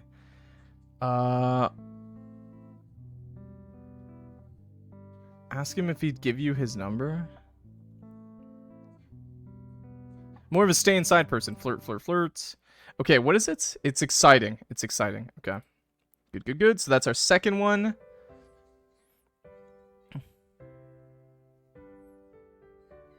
Okay, so I have to not step in. Or no, I have to say you're not going to let this keep you away. I want to step in. Okay. I want to step in. But I want to say you're not going to let this keep you away. Okay. Okay, okay, this doesn't matter. You're not going to let this keep you away. That's the other yandere points. So it's really important you get those 3 yandere points. So I think we've did it. We've done it, okay? We've done it. So now we just have to flirt with him. Suggest that he switch with Keith. Insist. Insist, yeah. I wanted to go on a date with him. Okay, so you need to go. Fuck Jacob. You want to go on a date with Keith? Make sure you look nice. Yes, make sure we look nice for him. Thank him. Okay. Love coworker. Poor coworker. We just tell him to fuck off every time. The twink is mine. The blue Smurf twink is mine. Does the food matter? It doesn't. Okay. Maybe I should. Skip. Anyway, why didn't you tell me more about yourself? Okay. You're not... Okay, I love reading. You're not going to back out. Yes. Okay, I think we've done it. Thank you. Enjoyed what you ordered. Okay, I think we've done it, chat. This enrages you. Wait, what? It's... her number. Sorry, this is unexpected. Gives you an apologetic look. Okay, chat, we've unlocked another option. We've unlocked another option. We've done it. This enrages you. Is this it?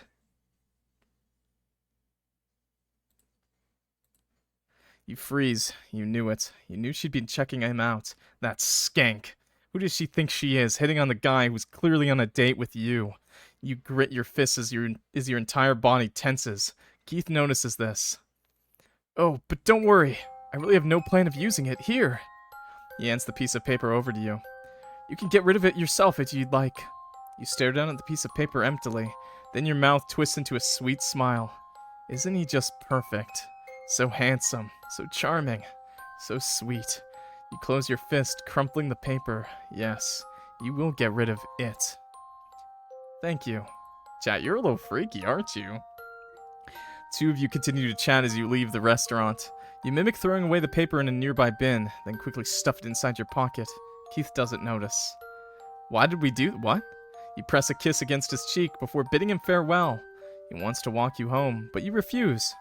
You need to stop by a friend's place, you tell him. He buys it. Excuse me? He is your newfound treasure, and you plan on making sure he stays yours.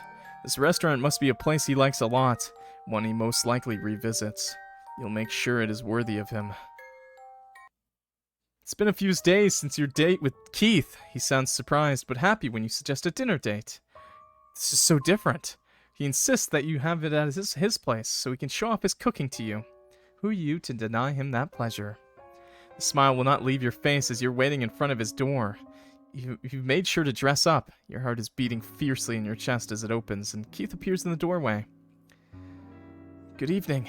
I had just finished setting everything up. Come in. His apartment looks very clean and tidy. The decor has the same air as Keith's usual fashion style.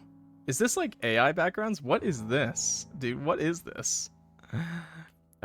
Smart. A little old-fashioned, cozy. You're not supposed to find how many books he has filling up the shelves in the living room, or the amount of plants to be found nearly anywhere you look. Your place looks so nice. It's very nice of you. It's very nice. It's very you. Oh, thank you. Food and drinks await you on the coffee table by the sofa. You both sit down. Did you make all this by yourself? Of course. I promised I'd impress you with my cooking skills. Can't help but swoon. Your darling is so skilled. And he did this just for you. May as well melt on this couch. Aren't you the luckiest person in the world? You've succeeded. But you haven't even tasted it yet. I can already tell I love it, since you made it. To prove yourself, you grab a fork and try the food. You weren't wrong. It does taste good.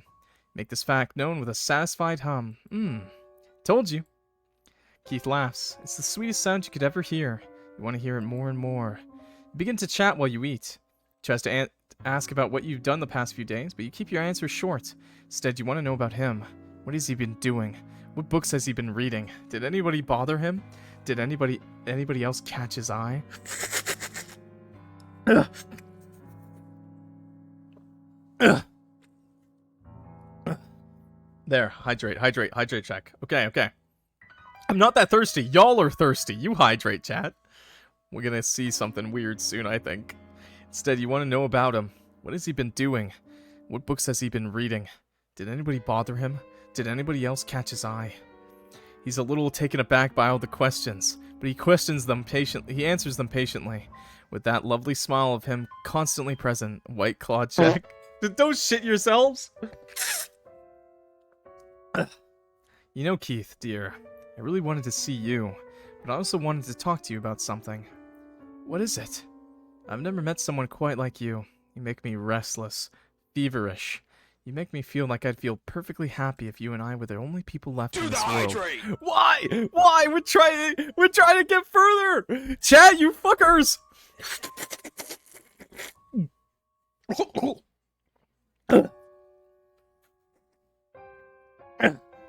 I choked on it a little bit. It got on my chest, dude.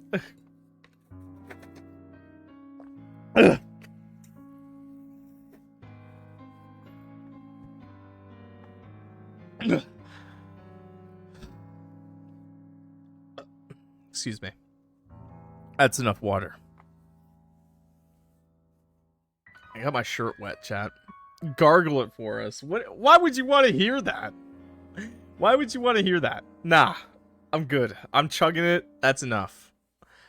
Take his hand in yours. You smiley face. You watch his brows rise as your heart hammers in your chest. Nobody else would be able to make me do the things you make me do. You reveal a small red box, which you plant in the middle of his palm. What's this? Open it. His free hand hovers over the lid, trembling. His fingers curl around it and pry it open. Inside, a single tooth rests on the white cushion that would have normally held jewelry. A few dark spots around it. What? The waitress that gave you her number. I kept a little part of her as a trophy. I wanted to prove my love for you and dispose of a nuisance at the same time. Chat, I'm glad I named this character Chat. The trembling of his hands gets worse. His shoulders also begin to shake. A smile forms on his face until a wave of giggles escapes his lips. The grip he has on the box becomes so tight that his fingers turn pale. Keith? I'm sorry. I just... The laughter becomes louder. Of course. It makes sense that this is what happened. He giggles and giggles. All you can do is stare, dumbfounded. Until it finally dies out. He closes the box and sets it down on the table. Thank you, my dear. Did you make sure to hide her well? Of course. They'll never find her. Good. He caresses your cheek. You see relief in his gaze, but also sadness. Are you unhappy with my gift? You're not you when you're hungry. What am I, a cannibal? What are you, cannibals, chat? No, my love. You have no idea what service you've done for me. I just wish you didn't need to. The nickname he uses causes your heart to skip a beat. Chat didn't want to bully him. It's nothing, really. I'd do it 1,000,000 times if I had to. You rest your hand over his. I want to be with you. Me too. More than you can imagine. He leans in. When your lips meet, you feel like you're finally whole. It's soft, warm, comforting. His thumb rubs your cheek. You wrap your arms around him. Oh, this one's labeled. Yeah, let's take it further, sure. Don't worry, this time I'll manage to stop the sausage jump scare. Don't worry, chat. You dip your fingers into his hair. It's so soft. I'm sorry, chat. It's gonna have to happen. Your tongue traces over his lips. They open eagerly. The taste of bliss fills your mouth. Taste of obsession to the point of slaughter. Okay, chat. What would you prefer, chat? What would you prefer, I guess? Yeah, sure. What would you prefer? Push him down and climb on top, or fall on your back and let him and tug him down with you. Chat, you're a bottom, chat. I guess. You're a bottom, chat, so fall on your back and tug him down with you. You let yourself fall backwards as you wrap your arms around him. He follows you down, taking the hint that you want him to lead. He trails away from your mouth, down your neck, leaving gentle kisses in his wake. His hand traces your side downwards until it settles on your hip. What? What the f- Hey, you've dreamt of this. You wished for it as you gouged out her eyes. Eyes that dared to look at him with desire. He should be yours alone to gaze at, yours alone to touch. Oh, okay, that's great. Yeah, that was way better than what I was expecting. I thought I was expecting actual NSFW. His hand slips beneath your shirt and begins to tug it upwards. Before he gets even halfway there, he leans close into your ear. May I? Yes. You hear him huff in amusement at your excitement. You pull up his vest in response. He takes it off without complaint, then does the same with his shirt. With a bit of assistance from you, he removes your shirt as well and resumes his trail of kisses, now headed to down to your chest. Chad, what do you want? What do you want, Chad? This is you. Do you want him to go rougher, or do you want him to continue the same way? I want him... Ask him to be rougher. At your request, his gentle kisses become rough. He now leaves hickeys and bite marks in his wave, as he continues on his way down your torso. Oh god. The spots his mouth reaches are left burning by the time he's moved on. You dig through his hair, groaning at the sensation. What the fuck? Why? Why would we be jump scared? She almost stole this bliss from you. That wretched creature. She thought she could steal him away with her perfect skin and her full lips. Oh, how you enjoyed chopping her to pieces. More. Wait, I'm just like fucked up. Keith's mouth is now just below your belly button. He takes a moment to undo your pants before tugging them off along with your underwear. No way, right? I'm scared, chat. Do I click?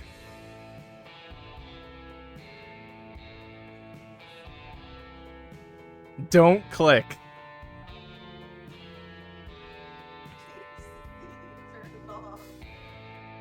Here, I got you, chat. I got you, chat. We got it. Don't worry, we're good. We're good.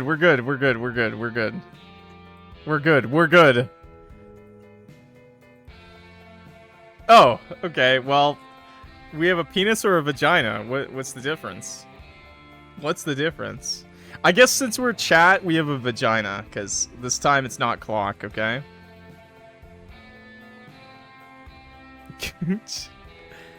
Oh god, I got jump scared. Oh my god, what are you doing there, pal? Keith, buddy, you can't be licking the back of my head like that. Oh god. I'm glad. See, I didn't have to worry, okay? Involuntarily, wine escapes your lips when his next kiss lands right on top of your blank. He fixes you with his gaze as his hands grasp the back of your thighs, spreading your legs further. I'm good. Good placement, right? You moan in delight. Ah! Travels all the way from your opening to the tip of your settles there for a moment. He repeats the action a few times, watching your reaction all the while. He tries out different motions and rhythms until he finds the one that makes you squirm the most and moan the loudest. You feel so good you can barely think straight. All you can do is cry out in pleasure and dig your fingers into the couch as you fall victim to his mouth. His hands grip your thighs tighter when you call out his name, hungry for more of you. Whenever you glance down at his face, you see nothing but lust and pure adoration. For you. All yours. You smile as you throw your head back, releasing another moan. Ah! You want him to do this to you again and again, only you. You want to be the sole object of his desire, his attention, his passion. Oh, that's not that bad. You'll slaughter anything that gets in your way. His pace quickens and you feel yourself nearing the edge. Your mind is blank, there's only pleasure. You grasp his head with both hands and push it against your... A long moan leaving your throat. For several seconds, heaven has enveloped your entirety. Okay, I think we're good.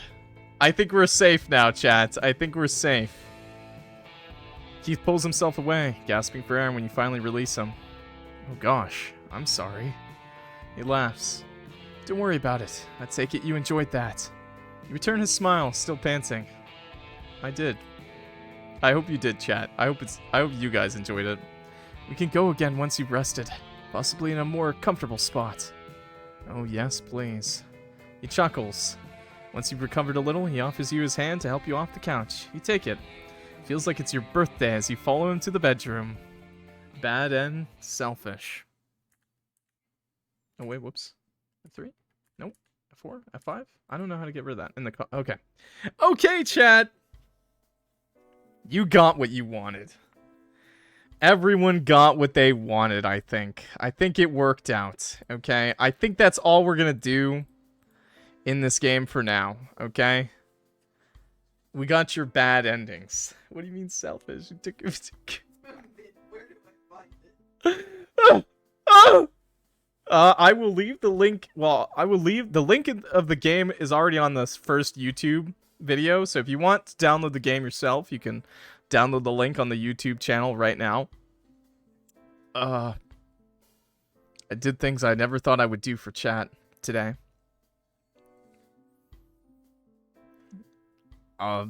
It's gonna have to be censored on YouTube, the special parts. Felicious, thank you so much for the help. I hope you have a great night. Thank you so much. I really appreciate it. Thank you. I appreciate that. Secondly, that is all Duality has to offer for right now. We will come back to Duality eventually. This took a lot longer than I thought it would. I thought this would be like 2 hours max. We were 3 hours and 30 minutes in. Bedtime story? Snake? I don't think I'll play Snake. I gotta make dinner. I'm starving. I haven't eaten anything since breakfast. I'm so sorry, Mint, to make you wait. Story time? Chad, I think I'm gonna have to pass on the story time, too. I think I'm gonna have to pass on the story time. 4 a.m. Glock, 4 a.m. Go to sleep. You shouldn't want to play. We could play tomorrow, Mint. We could play tomorrow. You got time tomorrow? We can play Snake tomorrow. I will join the Discord tomorrow, okay? Story! The story time, please. We need the getting lost in the woods story time. No, chat. Okay, YouTube. Thank you so much for watching. I hope you guys enjoyed it. Leave a like, follow the channel, please subscribe. It helps me out a lot. And I'm sure if you like this, you'll find more videos just like this. If you want to see something exactly like this, well, I did play The Kid at the Back a while back, and it also had a jump scare, if you will. So I'll leave that link at the end of this video too, and in the description, okay? Anyways, thanks guys. The things I do for YouTube and you, Twitch. Have a good one. Bye. This has been Clock.